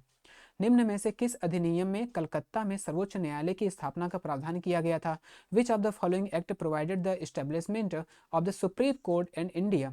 जो इंडिया में सुप्रीम कोर्ट है वो कलकत्ता में सबसे पहले इस्टेब्लिश हुआ था, किस एक्ट के जरिए, किस अधिनियम के जरिए किया गया था। तो रेगुलेटिंग एक्ट 73 यानी 1773 का, पिट्स इंडिया एक्ट 1784 है, चार्टर एक्ट 1813 है और चार्टर एक्ट 1833 है। तो यहाँ पर जो कलकत्ता में सर्वोच्च न्यायालय की स्थापना किया गया था वो रेगुलेटिंग एक्ट 1773 यानी 1773 के जरिए किया गया था। अगर हम चार्टर एक्ट 1813 की बात करें तो इसी में जो ब्रिटिश थे उन्होंने भारतीय शिक्षा पर 1,00,000 रुपए यानी 1,00,000 रुपए क्या किया, खर्च करने का प्रावधान किया था। 1,00,000 rupees spend to the Indian education system. ठीक है दोस्तों, यानी कि 1,00,000 रुपया खर्च करने का प्रावधान किया था। और जो 1833 का जो चार्टर एक्ट है इसमें ईसाई मिशनरियों को क्या किया गया था, ब्रिटिश ने ईसाई मिशनरियों को शिक्षा के लिए क्या किया था, इंडिया में एंट्री करने का अनुमति दे दिया था। इसकी बात अगर हम करते हैं तब तो, लेकिन रेगुलेटिंग एक्ट 1773 के दौरान सुप्रीम कोर्ट का स्थापना किया गया था कलकत्ता में। निम्न में से किस अधिनियम के अंतर्गत भारतीय विधान परिषद को बजट पर बहस करने की शक्ति प्राप्त हुई थी। यानी किस अधिनियम से जो भारतीय विधान परिषद है यानी भारतीय जो मेंबर्स हैं इनको बजट पर बहस करने, पहले जो ब्रिटिश टाइम की बात कर रहे हैं यहाँ पर, under which of the following act did the Indian legislative council get the power to debate on the budget. ठीक है, बजट पर बहस करने का किस अधिनियम से मिला था दोस्तों, तो आप देखेंगे यहाँ पर भारतीय परिषद अधिनियम, Indian council act 1861, Indian council act यानी भारतीय परिषद अधिनियम 1892, भारतीय परिषद अधिनियम काउंसिल एक्ट 1909 का बात करें, 1909 में क्या था, ये सांप्रदायिकता जो है दोस्तों, सांप्रदायिकता की शुरुआत कहाँ से हुई थी, तो ये आपका इंडियन काउंसिल एक्ट 1909 से 9 से ही हुआ था, जिसको हम मार्ले मिंटो, इसे हम मार्ले मिंटो 1909 को मार्ले और मिंटो सुधार के नाम से जानते हैं। जो 1919 का जो गवर्नमेंट ऑफ इंडिया एक्ट था इसे हम मॉन्टेग्यू चेम्सफोर्ड सुधार के नाम से जानते हैं। ठीक है, चेम्सफोर्ड। तो जो 1919 का है 1909 के, इसको मॉन्टेग्यू चेम्सफोर्ड कहते हैं। और 1909 का जो अमेंडमेंट है, सुधार है, यानी कि भारत परिषद अधिनियम, इसको मार्ले मिंटो के नाम से जानते हैं। यहीं पर जो सांप्रदायिकता की शुरुआत होती है। लेकिन हमको डिबेट पर बहस करने का जो अधिकार मिला था तो भारतीय परिषद अधिनियम 1892 सॉरी दोस्तों, यानी द इंडियन काउंसिल एक्ट 1892 के जरिए भारतीयों को क्या है, बजट पर बहस करने का अधिकार मिला था, डिबेट करने का राइट्स मिला था। एक संघीय व्यवस्था और केंद्र में द्वैध शासन भारत में लागू किया गया था। अब फेडरल सिस्टम, किसकी बात कर रहे हैं, federal system and dyarchy at the centre. ठीक है दोस्तों, a federal system and dyarchy at the system was introduced in India, यानी कि संघीय व्यवस्था और केंद्र में द्वैध शासन की शुरुआत किसके द्वारा किया गया था, तो ये किया गया था आपका बाय द एक्ट ऑफ 1935, 1935 का जो अधिनियम था इसमें इसका प्रावधान किया गया था, यानी एक संघीय व्यवस्था का प्रावधान और केंद्र में द्वैध शासन की शुरुआत की गई थी। ठीक है दोस्तों, आगे जो प्रश्न है हमारा, कैबिनेट मिशन योजना के अंतर्गत संविधान निर्मात्री परिषद में प्रत्येक प्रांत को आवंटित सदस्य संख्या निर्धारित करने के लिए एक प्रतिनिधि कितनी जनसंख्या के अनुपात में था। यानी जब संविधान सभा का निर्माण किया गया तो इसके लिए सभी प्रांतों से क्या है, प्रतिनिधि को चुना जाना था। तो वहाँ पर 10 लाख लोगों, यानी 10 लाख जो पॉपुलेशन है, आबादी है, उस पर एक प्रतिनिधि को चुना गया था। तो उत्तर हमारे यहाँ पर 10 लाख हो जाएगा हमारा। इस ये भी देख लेते हैं, under the cabinet mission plan, ठीक है, under the cabinet mission plan the number of members allotted to each province in the constituent assembly was determined in proportion to the population on one representative। ठीक है दोस्तों, the proportion on the population, यानी किस proportion, किस population proportion पर क्या है, one representative को इलेक्ट किया गया था, तो है 10 लाख पीपल। एक निर्वाचित संविधान सभा द्वारा, एक निर्वाचित संविधान सभा द्वारा भारत के संविधान का निर्माण करने का प्रस्ताव किया गया था। यानी कि प्रस्ताव, यानी जब इंडियन जो हमारे हैं इंडियन फ्रीडम फाइटर लोग, तो ये क्या, जब भारत के स्वतंत्रता की बात कर रहे थे, तो यहाँ पर क्या है, किसने, क्या है, निर्वाचित संविधान सभा द्वारा भारत संविधान का निर्माण करने का प्रस्ताव किसने किया था, कि आप लोग एक क्या करिए, पहले एक संविधान को बनाकर दिखाइए। तो ये किया था आपका क्रिप्स मिशन ने, क्रिप्स मिशन के द्वारा किया गया था। It was proposed that the constitution of India would be formed by an elected constituent assembly. ठीक है, तो किसके द्वारा प्रपोज किया गया था, तो Cripps mission, by Cripps mission के द्वारा किया गया था। और क्रिप्स मिशन कब आया था, तो 1942 यानी 1942 में क्रिप्स मिशन भारत आया था। साइमन कमीशन आया था 1927 में आया था दोस्तों, और 1927 में या 28 में, और 27 में आया था मेरे ख्याल से, 1927 में। इसको अब चेकआउट करिएगा, क्रॉस चेक करिएगा दोस्तों, हमारे ख्याल से 1927 में ही आया था ये, या 1927 में इसका गठन किया गया था, देख लीजिएगा, नहीं तो फिर अभी नेक्स्ट इसको क्वेश्चन में शामिल कर लेंगे इसको। क्रिप्स मिशन के द्वारा, क्रिप्स मिशन से भी संबंधित क्वेश्चन आएंगे, तो इससे रिलेटेड और भी जो पॉइंट है इसको हम सबको शामिल कर लेंगे। क्रिप्स मिशन के द्वारा किया गया था, तो उत्तर हमारा थर्ड सही हो जाएगा। भारतीय संविधान के किस अनुच्छेद के अंतर्गत अखिल भारतीय सेवाओं का प्रावधान किया गया है। अखिल भारतीय सेवा दो, जो ऑल इंडिया सर्विसेज, यानी under which articles of Indian constitution provision for all India services has been made, यानी ऑल इंडिया सर्विसेज की शुरुआत आर्टिकल किसमें इसका प्रावधान किया गया है, तो जो ऑल इंडिया सर्विसेज है वो अनुच्छेद 312, जो अनुच्छेद 312 है, इसमें ऑल इंडिया सर्विसेज की बात की गई है। ठीक है दोस्तों, और यहाँ पर अनुच्छेद कौन सा है, 315 भी है। 315 का संबंध किससे है, हम देखते हैं। 312 तो आपका ऑल इंडिया सर्विस हो गया। हाँ, लोक सेवा, जो लोक सेवा पब्लिक सर्विस कमीशन है, पब्लिक सर्विस कमीशन यानी लोक सेवा आयोग का जो संबंध है वो आर्टिकल 315 से है, और जो 312 है वो ऑल इंडिया सर्विस से है।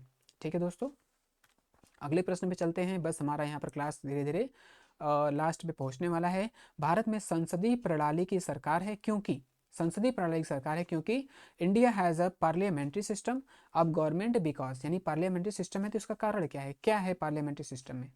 लोकसभा जनता द्वारा प्रत्यक्ष रूप से निर्वाचित होती है, ये तो सही है, लोकसभा होती है, लेकिन हमको किसकी बात कर रहा है, पार्लियामेंट्री सिस्टम की बात कर रहा है, ये करेक्ट है, लेकिन parliamentary in the context of parliamentary system के हमको देखना है।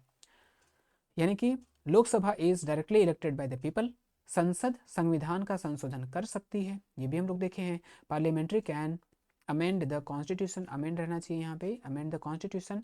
राज्यसभा को भंग नहीं किया जा सकता, ये भी हमारा करेक्ट है, Rajya Sabha can not be dissolve. मंत्रिपरिषद लोकसभा के प्रति उत्तरदायी है, तो जो सबसे मेन है हमारा कि पार्लियामेंट्री सिस्टम में क्या होता है, तो पार्लियामेंट्री सिस्टम होता है the council of minister is answerable to the Lok Sabha, यानी मंत्रिपरिषद जो है लोकसभा के प्रति क्या होता है, उत्तरदायी होता है। तो आंसर हमारा 4 क्या है यहाँ पर करेक्ट है। आगे क्या है, भारत में प्रजातंत्र इस तथ्य पर आधारित है, प्रजातंत्र यानी कि democracy is in India based on the fact, यानी जो डेमोक्रेसी इंडिया पर वो किस पर बेस है, संविधान लिखित है, यानी कि द कॉन्स्टिट्यूशन इज रिटन, यहाँ मौलिक अधिकार प्रदान किए गए हैं, फंडामेंटल राइट्स आर प्रोवाइडेड, जनता को सरकार को चुनने और बदलने का अधिकार है, the people have the right to elect and change the government, यहाँ राज्य के नीति निर्देशक तत्व हैं, here are the directive principle of state policy. तो इसमें हमको बताना है प्रजातंत्र क्या है, तो प्रजातंत्र वही होते हैं जहाँ पर प्रजा यानी कि पब्लिक का जो गवर्नमेंट होता है, पब्लिक आप पढ़े होंगे by the people, of the people, for the people, ये जो अब्राहम लिंकन का जो डिफिनेशन था यही है दोस्तों, यानी जनता को सरकार को चुनने तथा बदलने का अधिकार है, the people have right to elect and change the government. ठीक है, तो ये हमारा ऑप्शन क्या है करेक्ट है।